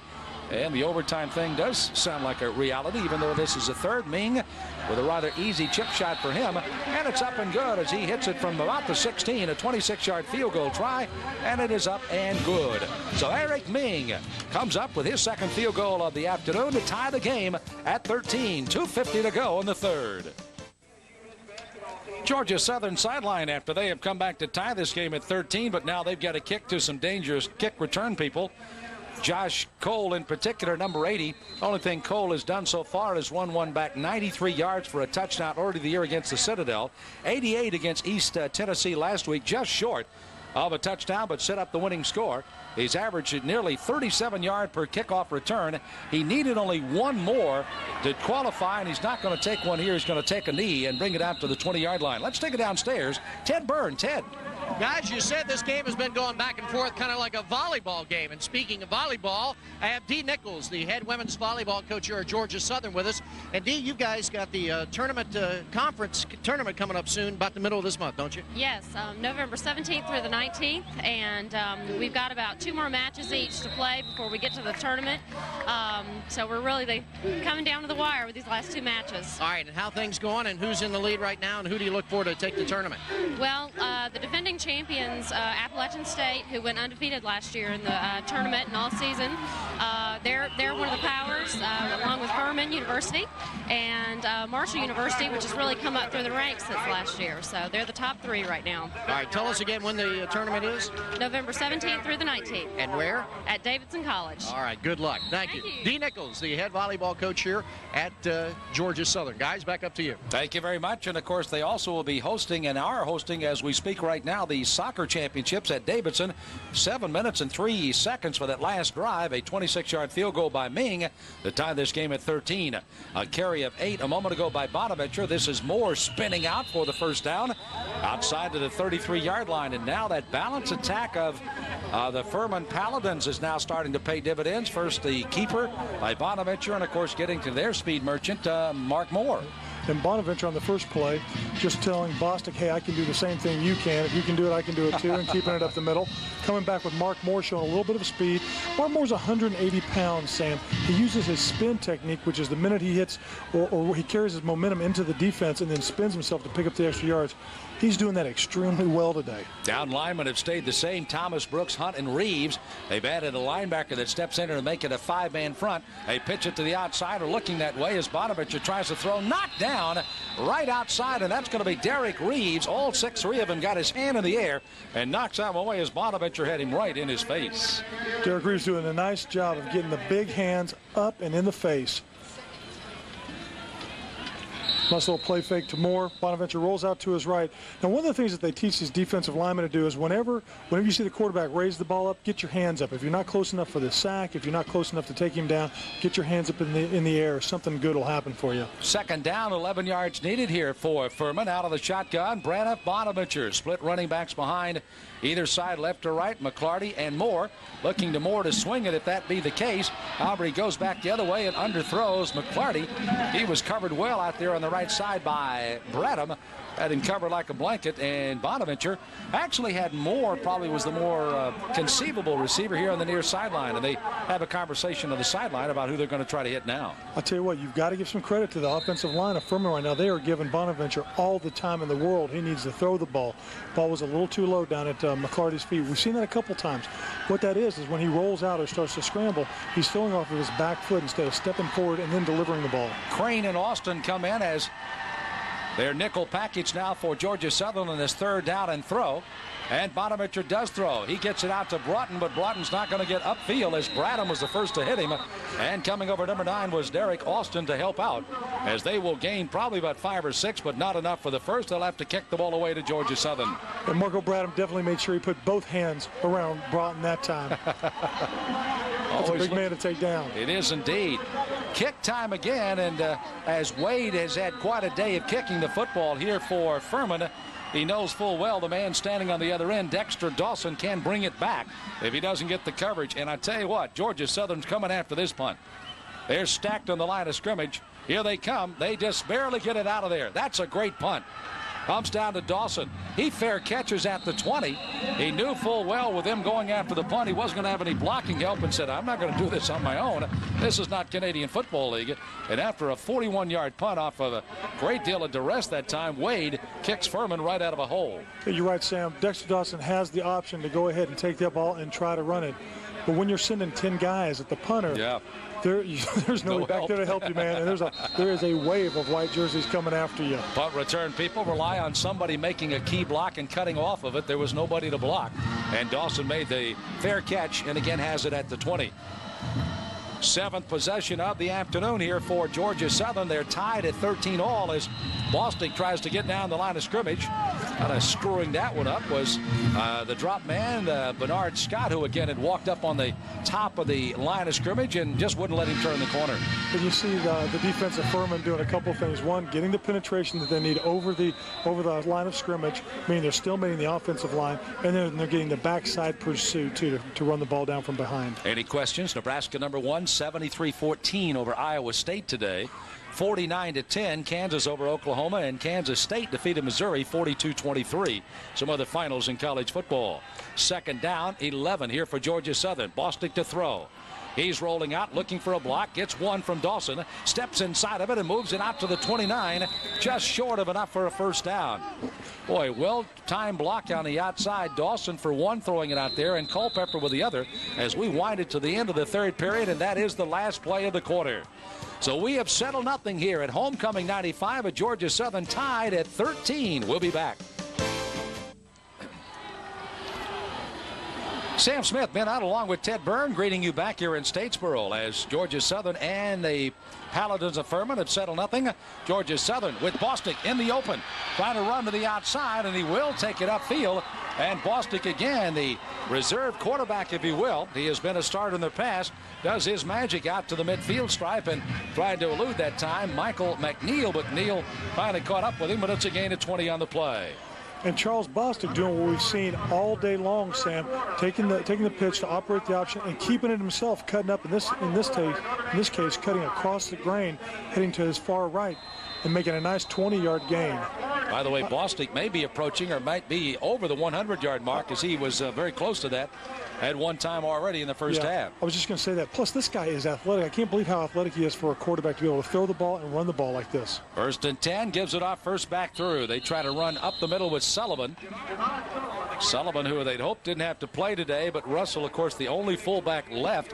Outside, of course, getting a little deeper with Chad Holmes out with a separated shoulder. Should be back for next week's game.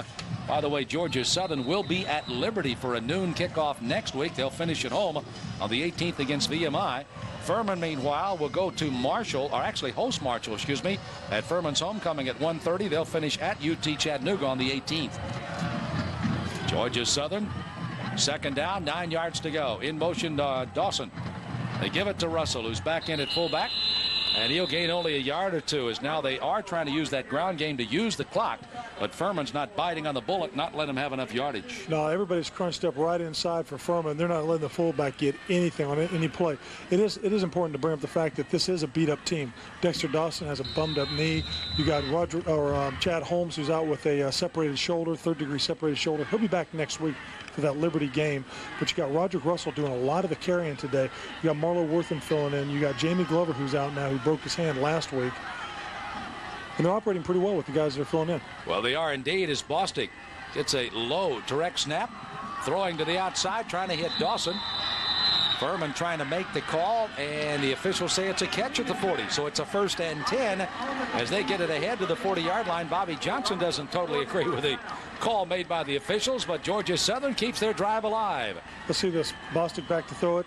Looking for Mr. Dynamite, Dexter Dawson. Delivered, looks like it's delivered right on there. And once again, you're at home. You're going to expect some calls like that once in a while. I'd get a better look at it here. A little bit better. It looks like a good catch. Yeah, he had looks his like hands, a real nice catch. definitely good call by the officials there. Had his hands underneath. Great call by the officials. Bostic almost fumbled it out from under center. Hands it off to the first back through, and they push it ahead and try to gain some more yardage with Russell taking it out for about 2 or 3 more yards. Georgia Southern again kind of mixing it up, and that's one of the things that Tim Stowers and this group at Georgia Southern has tried to do. They knew that they had to try to mix it up off of their running game. Darrell Dickey, the offensive coordinator, the son of the legendary Doug Dickey, has kind of had a new little wrinkle being able to throw the football off this offense now. Yeah, out of that shotgun position in this flex bone, it does a couple things. It gives you more passing opportunities, but it also gives your offensive line, who's really used to run blocking all the time and not pass blocking, it gives them more time to pass block, a little bit of cushion. Bostic with the option. Dexter Dawson on the outside waiting for a block by Russell. Russell was doing a pretty good job, but I tell you what, it held up his man just long enough to let the backside pursuit collapse in on top of him. Jay Thier, number 44, was a man down the line of scrimmage. Scott was there, and then Ruff, the middle linebacker, also was on top of the play. And Roderick doing a nice job of blocking. Unfortunately, he can only block one guy at a time. That's right. There's a few other guys. See the backside pursuit, 99, 44, 33. Everybody coming into the pitcher. That's good backside pursuit by defense. By the way, number 33 was Jeremy Osborne, who was the free safety. You saw him up supporting on the line of scrimmage. Yeah, that's one thing you'll see, Sam. When you're playing against an option, you've got to get great run support out of both your corners. And your free safety, your strong safety in particular, plays almost like a linebacker. 42% conversion on the third down plays. Wortham turns the corner to the outside. He's not going to make enough for the first down as he's bumped out of bounds at around the 33-yard line. And now Coach Stowers has to make the decision if they want to try to go on this fourth down play or if they want to kick the football back to Furman with plenty of time left, 11-14 to go in the game. It would certainly say a lot if he can make that call to go for the fourth and 3 here, and they make it to put a little bit of momentum back on Georgia Southern sideline in such a critical situation where they need to hold the ball. Remember, their last drive, they just tied it up. Now to try to get back ahead, too. Well, they don't want to make that decision, a knee-slap decision. They're going to take the timeout here. So they will take a timeout. Georgia Southern facing this fourth down and about 3 to go. Game hanging on the line, tied at 13-all here in the fourth. Well, it's a happy moment for Georgia Southern fans, but a little apprehensive on their sideline right now as they're talking it over about what they're going to do on this fourth down and 3. Furman, meanwhile, has gone to the sideline, and their defense has tried to talk it over to see what they're going to do. Tommy Spangler, defense coordinator for Southern. On the other side, Bobby Johnson, along with Tim Sorrells handling the offense, while defense for Furman, Steve Wilson, their defensive coordinator, and they've had to kind of get all their heads together and try to figure out what they're going to do. And here they go. They're going to go for a fourth down and 3 out of the shotgun with Bostic. Georgia Southern 56% in fourth down conversion, Sam. Not too bad. They're going to send 4 receivers out as Bostic's back to throw and rolls. He throws it to the far sideline and making a diving catch out of bounds. They do have the completion, and that's Bing. Bing comes up with another big catch, just enough for the first down, takes it down to the 27-yard line. And off of that new look offense for Georgia Southern, that is a tough play to defend. Here's the flex bone out of the shotgun. Charles Bostic rolling out to his right and picking up Maurice Bing out there on the corner. Maurice has come with some big plays all day long in critical situations. You can't see it here, but after the reception, Roderick Russell throws his hands up in victory. It does something for your emotion as well as for getting the first down. Well, it is the first down, and again at the 27-yard line. They give it to the first back through. That's Russell. Russell. Oh, look at that perseverance. What some churning legs he had going. Gets it all the way down around the 21-yard line. Georgia Southern now feels quite obviously, even though they love to use as much of this clock as they can, know that they're not going to be afforded the opportunity to get some field goals and hope to win this game. They got to score. Yeah, you have to get in the end zone to get 6 points on the board and follow it up with an extra point. Well, you talk about some churning legs. Let's watch the end of this play again. Watch Roderick Russell here. Just boom. Now watch the body lean on Roderick Russell also. It's that forward momentum in these. That's what makes a fullback, Sam. Those pistons, the pistons. Great gain of 6 yards in the play, 2nd and 4. Bostic with the option. He had no place to throw the ball as a lot of backside pursuit that time just absolutely nails him from behind and drops him down. But he is going to gain about, yard and a half, 2 yards in the play. They'll give him 2. Leroy Davis-Venn walking across the line and following on the backside pursuit. It amazes me, Sam, these quarterbacks in option offenses that take the snap, make a counter fake, turn back around, fake the pitch, decide whether they're going to keep it or not. It amazes me that they ever get any yardage at all because it takes so long for the play to actually develop. Leroy from Lakeside High School in Atlanta. A big play there defensively for Furman on another third down play. They pitch it out. They try to get it to Marlo Wortham. He's got the first down down to the 25 as he is knocked off his feet by Osborne but couldn't get him down. And Marlo Wortham makes a big play here for Georgia Southern to keep their drive alive as they're tied at 13 with Furman. And Marlo comes through when they really need him most. Takes a handoff, dive off the left-hand side. Watch Roderick Russell set up the block also. He's just following his blocking. Boom. Takes the man's knees right out from under him. And Wortham picks up the first down. It's just that easy, Sam. It is indeed. If you draw it up on paper and everything, all the X's and the O's are blocked. It's just that easy when you got Roderick out in front of you. Marlo Wortham again. Running out of the backfield. Bostic on the option. And again, he continues to kind of dazzle the folks with those quick feet of his as he takes it down inside the 15 to the 12-yard line. You know, Sam, a lot of college quarterbacks or kids that get the opportunity to come play college quarterback don't want to play in an option unless they have the kind of speed or almost as if they're a running back because of the nature. I mean, Bostic's called his number I don't know how many times today. He's kept the ball. He's taken a lot of hits. Most quarterbacks don't want to take those kind of hits by linebackers, by defensive linemen as they're running through running downfield. Down linemen, including number 93, Davies Venn. They've got Williams, Brown, and Scott on that front line rushing as they give it off to Russell, and Russell dives it to the 9. Brings up a 3rd down, and they'll have about 4 yards needed for another first down for Georgia Southern, and they chew up the clock at 8 minutes and 38 seconds to go in the game, tied at 13 all. There you see it as the Hands are trying to get this crowd fired up here on what has turned out to be a rather cool evening in a little twilight here in Statesboro now. I think we're finally in fall, huh? We are indeed, and boy, the foliage maybe a little further north of here is beautifully orange and gold, and it'll soon start creeping into the Georgia area very, very shortly. Here's that 3rd down and 4 to go. Bostic, the late pitch. Marlo Wortham. He has it down to the 6-yard line. Not enough for the first down. It'll bring up a 4th down play. And Georgia Southern will be faced with the quandary of, do you go for the field goal in the 3, or do you take the 4th down try and try to keep this drive alive? The way they've been playing, Sam, the emotion that's on their side right now, I would go for that 4th down, try to keep it alive and try to get into the end zone. Don't forget, if you do turn the ball over right here, you got them down in deep field position. You have to call on your defense. The hard, difficult piece is that you're not going to put the 3 points on the board. Well, as Bobby Johnson talks it over defensively, Georgia Southern takes the timeout to talk about it on their side. Crucial 4th down. We return. Reebok welcomes you back to our Southern Conference Game of the Week. Reebok, the official shoe of the Southern Conference, tied at 13. And, of course, our crew, after a hard day today, would probably enjoy another stay at the Holiday Inn Savannah Midtown, the official headquarters of the Sports South Television crew. It'll be your headquarters as well. If you're looking for a place to stay in Savannah, call them at 1-800-355-8268 for reservations. It's close to everything you need in Savannah. A 4th down and a 1.5 yards needed for Georgia Southern. Bostic is rolling to throw. He takes it in. He's going to try to dive for the first down. He takes it to the 5, and I believe he's made it down to around the 4-yard line. Well, he was looking to throw. May have been as much of a decoy as anything, as he waited for a block to materialize, and then he dove it down, and it depends on the spot of the ball. It is a 1st and goal. So a crucial play on a 4th down for Georgia Southern with now only 7:56 to go. And you made the mention to Ben, if they're a little further back, you take the 3. But that close, with the way Bostic's been doing things, you go for it. The way that exactly, Sam. You know what? If you have your starting quarterback Kenny Robinson hurt, the guy you want to go to is your 6-year veteran Charles Bostic. He's been running the ball real well today. He's got a great head, very athletic. He rolls out and loosens up the defense, gets the 1st down. Well, as they pitch it out to Dawson. And now lots of action going on as they have a little extracurricular that time, and Moses is going to be attacked there by Michael Brown, and they went after kind of slugging each other. And after Dawson is dropped for a loss, it appears that Brown kind of lost his head being blocked there by Moses and may draw a personal foul penalty here. See what Rocky has to say. Personal foul. It does go against Furman. This is not the place you want a personal foul call against you.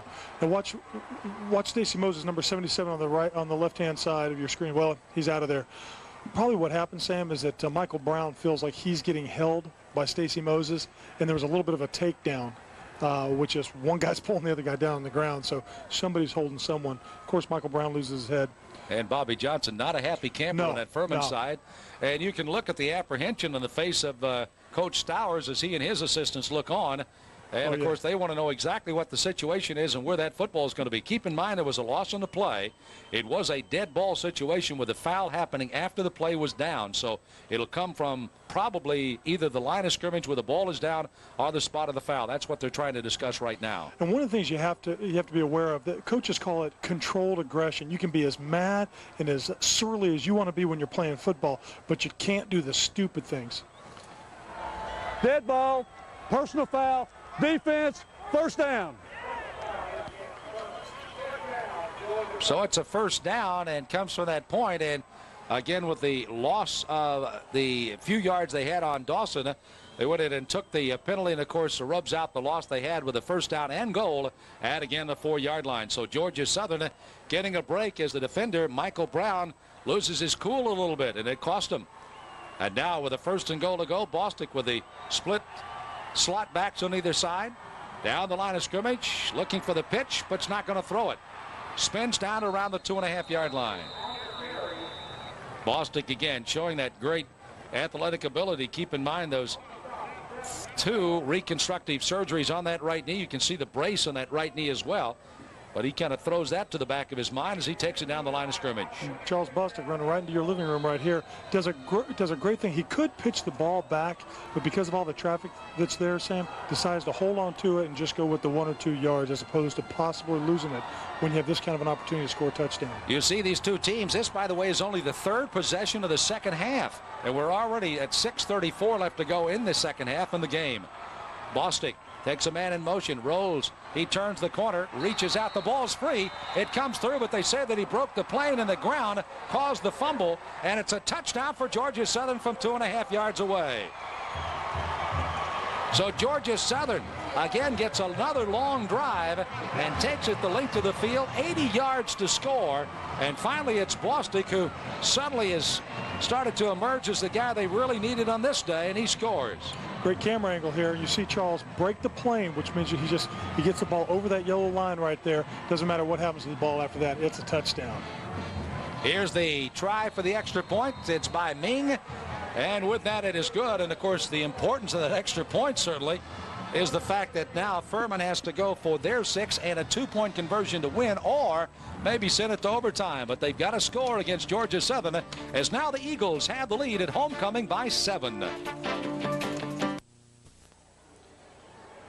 Well, here at Paulson Stadium, again, a 20-13 lead by Georgia Southern, a stadium that seats 18,000. They hope to, of course, take it up to 35 as the school continues to grow. 15,305 have attended the homecoming, and with a 20-play drive going again, the necessary 80 yards for the score. Again, they do get the TD by Georgia Southern, and now Cole, along with Moore, wait for the kick by Georgia Southern, and Ming will be having to kick to a couple of dangerous people there for Furman. And that's the thing, either one of these teams can strike in a heartbeat, Sam, on their special teams, on their offense, and on their defense. So a crucial drive coming up here for Furman, and of course Georgia Southern's defense going to be called on. This drives Cole back in the end zone. He's bringing it out to the 10, to the 15, to the 20. He splits the defenders, takes it out to the 32 after an excellent return. Furman will have field position out beyond their own 30-yard line. And that's exactly what they needed at this stage. And they hope to have a hope of coming back, and now Georgia Southern has to dig in defensively on homecoming. You got to be impressed with Cole, the way he returns that football, Sam. It is full speed, straight ahead, get out of my way. He literally ran into Ron Washington, free safety and special teams player for Georgia Southern, and put him right on his back with 2 guys carrying him. Cole, by the way, averaging 37 yards on kickoff returns. He will be the leader of the country after today's game. Here is Bonaventure down the line of scrimmage. He's not going to get away from Hunt, who drops him down for a loss. And Georgia Southern's defense rising up. Hunt out of Hinesville, Georgia, 5'11", 269. The senior 2-year letterman makes a big play for the Eagles. And that option really hasn't worked that well all day today, Sam, against this Georgia Southern defense. Of course, they practice against it every day. They understand what penetration is. And you see the penetration by Hunt right there with the backside pressure by Lee Brooks, and Derek Reeves coming across the line, making big play. Furman brings in another wide receiver, takes Broughton out of the game. They're tied in as back goes Bonaventure. Flushed out of the pocket. He's going to have to throw it on the run. He's being chased from behind. The ball is free. Foreman will come up with it and make the recovery, but Derek Reeves sprung the ball loose from Bonaventure as he was flushed out of the pocket, looking for a receiver, and the secondary really covered him well. Is it just me, Sam, or do I see a lot of emotion on this Georgia Southern defense? Well, they have certainly risen to the occasion. Their offense has given them not only some rest, but also has given them the lead. A real good point, Sam. You know, when you're on the field that long, your defense is going to be rest. You see Derek Reeves running Bonaventure down right here and making the ball cough up. By the way, Greg Sanders made a big play for Furman to keep that ball in their possession on 3rd down play here. A big play to get it back. Out of the shotgun, Bonaventure, 3rd down, 14. Wide receivers, 2 on each side. Bonaventure, time to throw. Now it breaks down. He's going to be dropped again. On top of him is Thomas and company. Reeves from one side, Thomas from the other, and now it's a 4th down. And Furman, with all that time of 4:39 winding away, They are going to be forced to kick the football away, and Georgia Southern's defense did exactly what they were called on to do, and that's to stop Bonaventure. And we said earlier in the game, Sam, if Georgia Southern wants to win this critical matchup, they've got to put some pressure on Brandon Bonaventure, and the entire defense is rising to that occasion. Speaking of dangerous return people, as Wade gets ready to kick to Dexter Dawson, and he booms another beauty. Dawson will catch it at his own 29. Looking for a seam up the middle. He's got part of it, then it runs out of room at about the 44. Another good return by Dawson. He takes it upfield, and it's going to be a 1st and 10 for Georgia Southern with a lead of 20-13, and a 47-yard kick again by Jody Wade of Furman. Jody Wade has done a great job punting the ball today. That has been one of their best weapons defensively, getting pretty good field position in situations. And again, as we take a look at it, only the 5th possession of the second half, but the 3rd here by Georgia Southern, and it certainly could be the last of the game. Yeah, you're right. The way they've been controlling the ball, Sam, with 4 minutes left. And Bostic down the line of scrimmage. He breaks loose at a 45-yard line as he dives forward to the 40. It almost looks like a guy that's got wheels on his tummy as he just kind of keeps himself righted up and just rolls on down, and they'll spot him down at the 40-yard line. You know, Sam, if you're an offensive lineman, one thing you want is a quarterback with great confidence in his own abilities. Here you see Bostic taking it. He's calling his number again today. He's called it 25 times earlier. This is about 25, 26 times he's called his own number for 120 some yards. That runs 16 additional. Well, you keep in mind on the option, again, he does have the 2 or 3 different things he can do with it, but he has to make that decision on a read on the outside, and he is, again, kind of dial himself. There's the great numbers, couple of touchdowns already for Bostic. Averaging 5 yards a carry. 1st down and 10, Georgia Southern. And Bostic again dials in his own number. Dials in behind the fine offensive line, and I tell you what, some guys up front have done their job as well, and you being, of course, a great down lineman for the Indianapolis Colts in the NFL, the Hogs sometimes don't get what the credit they need to get. I tell you what, you're right, Sam, and I'm almost ashamed to sit up here and not say their names more often. Guys like Robert Moore, Robert Hadley, Grant Chestnut, of course, we saw Jamie Glover in a little bit earlier, and Roy Clayton in there now, Stacy Moses. These guys have been doing their job all day long. That's what allows guys like Bostic, Russell, Worthen, Dawson to do what they do really, really well and get their names over the intercom. 2nd down, 8 yards to go. Clock is at 2:43. Georgia Southern leading by 7. Bostic, big opening again, takes it inside the 35.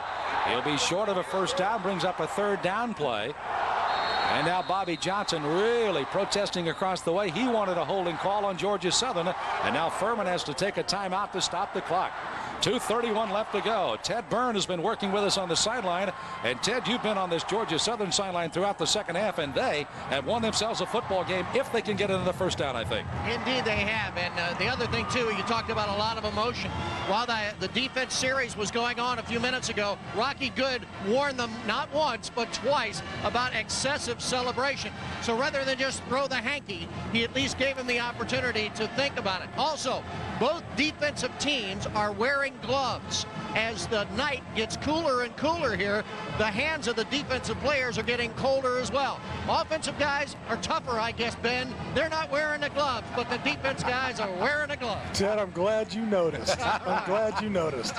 Ted, if we get rather hectic before this is all over, another great job. We'll see you in Charleston next week, Citadel and VMI. All right, great. Yeah, we got a good one next week, the Military Classic of the South down in Charleston.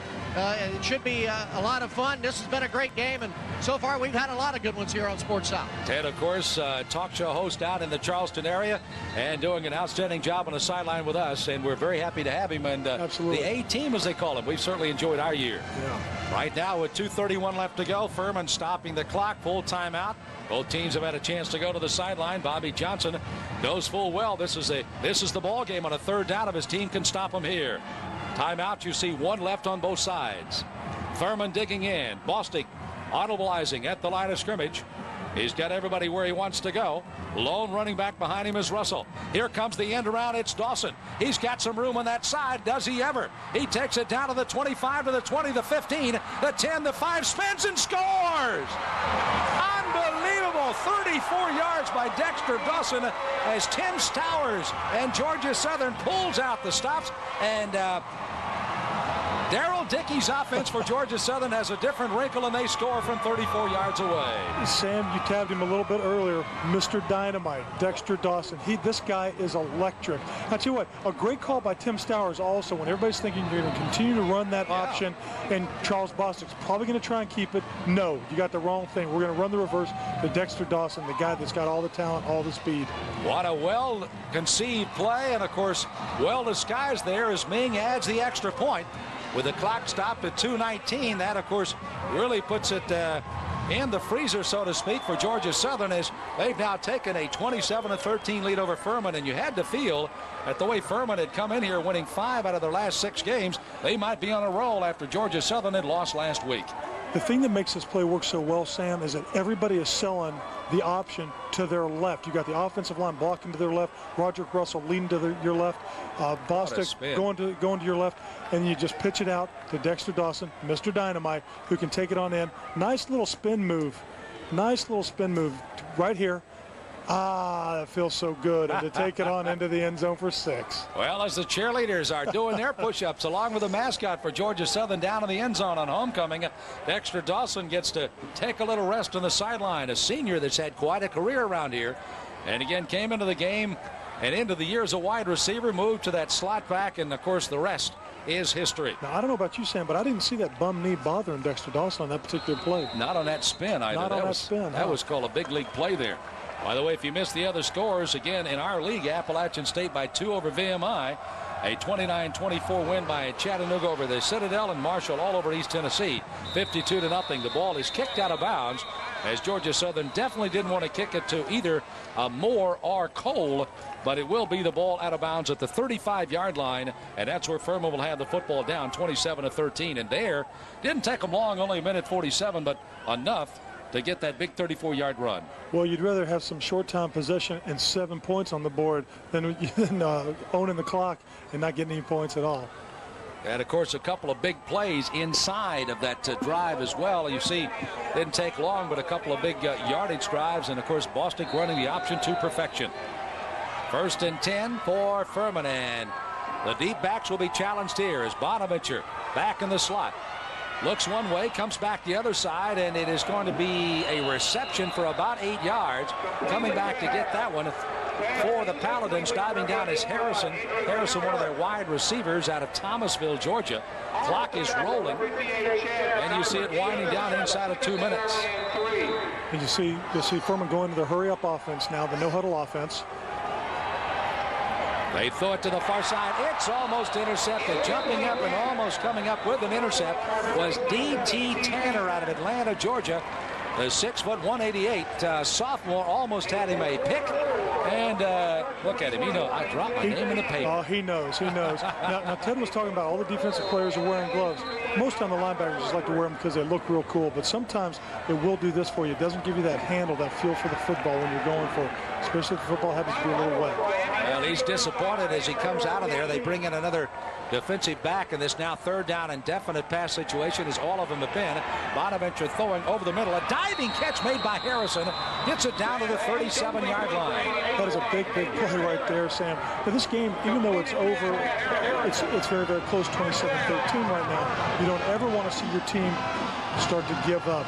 And Furman's not doing that. Nice pick. 21-yard pickup.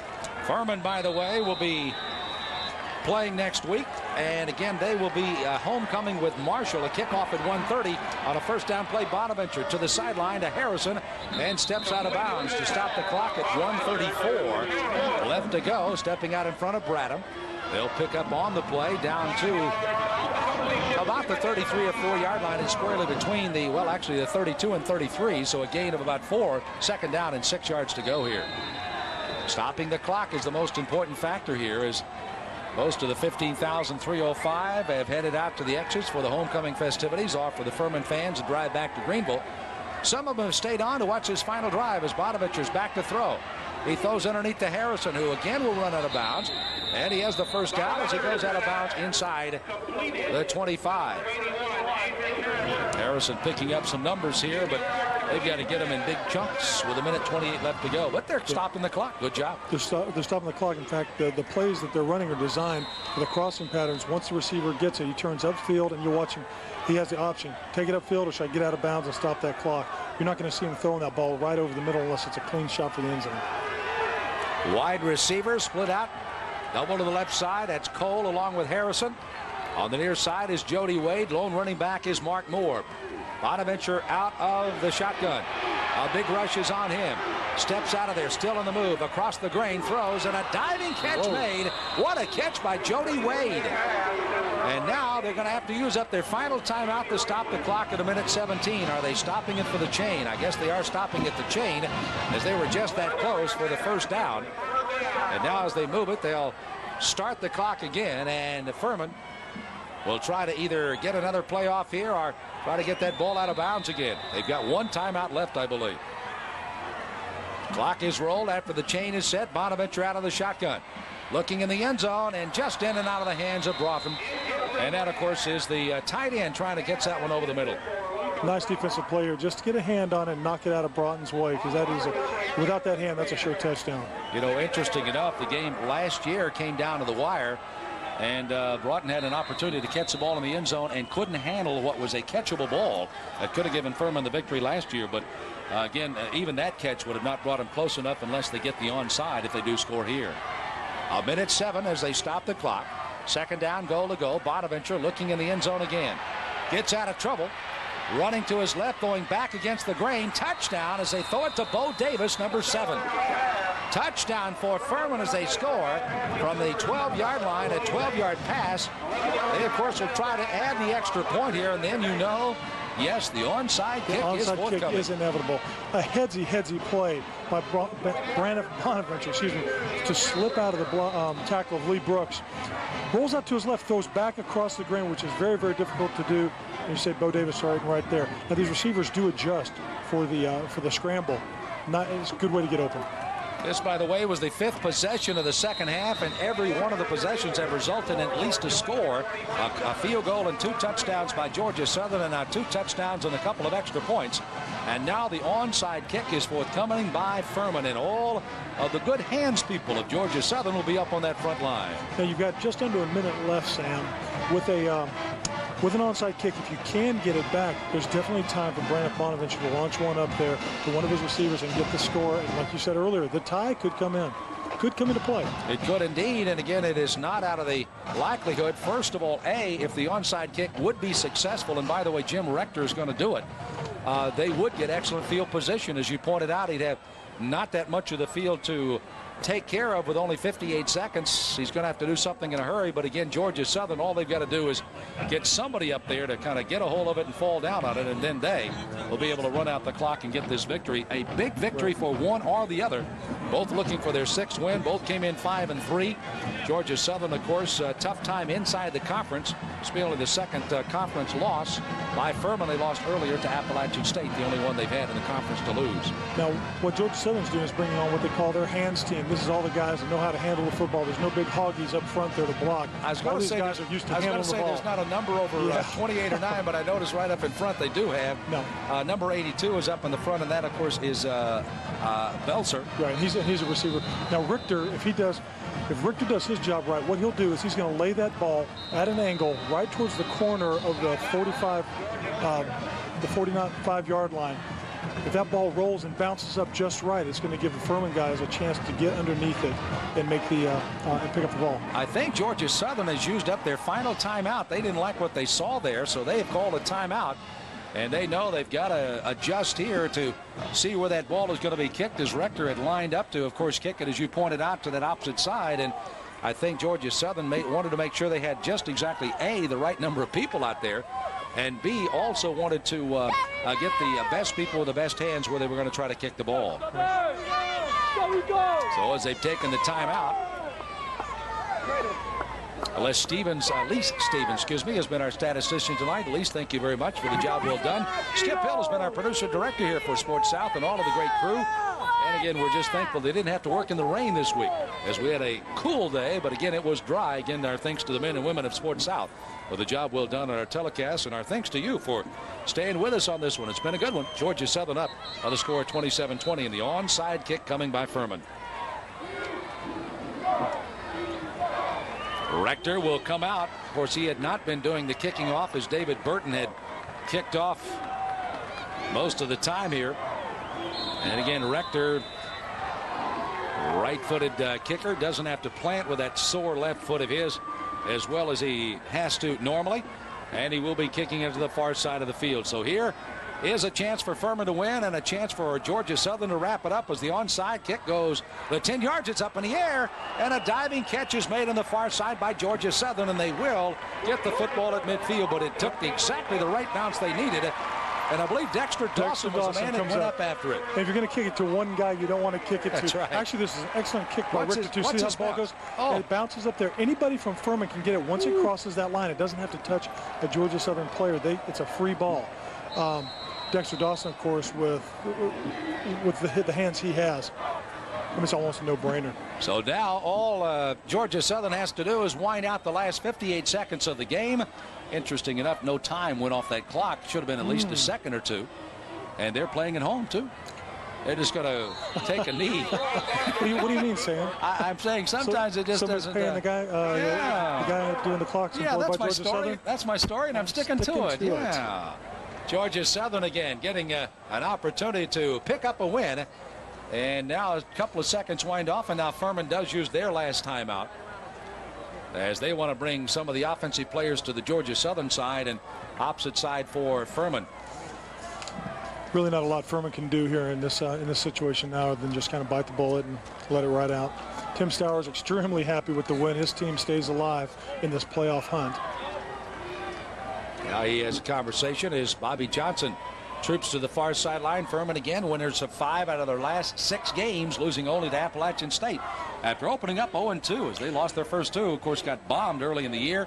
And they've really recovered nicely, and a very young team. Keep in mind, no seniors on the defensive side starting. And that's what we were talking about a little bit earlier too, Sam, is that this role that Furman is on now is really nothing new. They used to do it all the time. The year before, they were really kind of struggling with a lot of young players. They're kind of back on track. All the credit back to Bobby Johnson, of course, and the guys he's got playing for him are young. They're going to be back here again next year. They're going to be taking vengeance on a lot of folks. You know, if Kenny Robinson is ready to play next week, this is a tough situation, because I tell you what, Bostic has done one heck of a job as he takes a knee to wrap up this victory for Georgia Southern. And even though Robinson has been your starter all year long, this 6th-year senior has come in and he has accepted his role as the backup. He's done exactly what the coaches wanted to do, and he came in and really was the fireman to bail them out in a rather big game for both teams here. Real nice compliment paid to Charles Bostic when I was asking about him and his attitude being a backup as a 6-year senior. And they said, you know what, he tries to help Kenny Robinson do everything to make Kenny Robinson a better ball player. Now that's a team player. That's a team player. So here's the potential final play of the game. Bostic takes a knee and then gets the heck out of there. And that's about how quick he's been here tonight. He's been very athletic all night long, and Georgia Southern wins their homecoming. And that'll be it. The final play as the time will wind down. The kicking game did play a big part in the first half of the game, but ball control was the name of the game in the second half. And both the coaches on their keys said, yes, we've got to control the game and contain the other on whatever their offense happens to be. And certainly Georgia Southern did that here today. Bobby Johnson and Furman coming in and doing their number. A big win for Georgia Southern today, Ben. A big win for Georgia Southern. They get their 6th win of the season. They keep their playoff berth hopes alive, getting an invitation and possibly be the 3rd Southern Conference team invited into the playoff situation. And of course, Furman continues to get better. This was a well fought game today, and we saw some great offensive adjustments at halftime. So compliments to both coaches. Georgia Southern, of course, plays a former top 25 team at Liberty next Saturday at noon, and finish out here on the 18th with VMI. And then, of course, for Furman, they're at home with their homecoming against Marshall next week, finish at home and on the road at UT Chattanooga on the following week. Well, Georgia Southern has won it. Tim Stowers down with our Ted Byrne. Ted? Coach, great offense, great game here. Well, it's just old-fashioned offensive football and old-fashioned defensive football from Georgia Southern. I think we only had 1 turnover. I thought we did a good job pressuring the quarterback on the defensive side of the ball. Big play by Dexter Dawson on the reverse late in the football game. Big drive right there in the fourth quarter. I really started in the third quarter, driving down there and get the go-ahead score, and then they came back and scored. It's typical Georgia Southern Furman football game. It's typical Southern Conference football, toughest 1AA conference in the country. Well, Coach, even your special teams came into effect today. Well, you know, special teams, we work on special teams all the time. Right in the middle of practice, we call it edge period, give us an edge in a close football game. That's exactly what happened tonight, you know. I'm proud of our kids for bouncing back from a tough loss last week. We got a chance to still control our own destiny. I still think we can play with anybody in the country. Last home football, regular season home football game for 13 seniors. I'm extremely excited for them. Extremely excited for a football team overcoming that adversity and putting another one in the W column. Coach, on that reverse play, that was an in and around play. That was a great play. How much time you spent thinking about that one? No, we didn't spend much time. I've been talking about all the second half, run the reverse number 85, and we actually ran it out of the wrong formation. The tight end lined up on the wrong side, but we've done that one time before and scored. You know, Dexter's just a really fine football player, and I think we have a really fine football team, and they stuck together and did a super job tonight. All right, Coach, congratulations. Thank you very much. Appreciate it. All right, bye-bye. Appreciate Sports South. All right, Tim Stowers, ladies and gentlemen, the winning coach here tonight as Georgia Southern comes away with a winner. Guys, back upstairs to you. You know, Ted, there's three things in college football. You can be good, you can be very bad, or you also can be lucky. And when you run it out of the wrong formation and score, I guess you got a little of something. I'd rather be lucky. So a big day for Charles Bostic as he, of course, poses down below with some great pictures here. A lot of the fans for for Georgia Southern, and of course Marshall along with Appalachian State at the top of the heap. But this team, as Tim Stowers indicated, right in there. Reebok is named our player of the game, and who else but Charles Bostic? Look at the numbers: 31 rushes, 132 yards, and 2 touchdowns. A big day for this sixth-year senior, as Bostic again is named as our Reebok player of the game. We're going to take a timeout. We'll be right back to wrap it up here from Statesboro. As again, the final score, Georgia Southern 27, Furman 20. We'll be back in a minute. Found Georgia Southern winning by 7, but again, as these two teams battle tooth and nail, tied at 13. We were talking about the potential of going to a overtime at the end, but ball control, as Coach Stowers pointed out, and really on the other side of the coin for Furman, the same situation, as both teams did the job of controlling the football, but Georgia Southern does it their way with what they've done throughout the years, and that was to grind it down, but they used the one big play, and that was the end around. But again, a good solid football game by Georgia Southern against a good Furman club here today.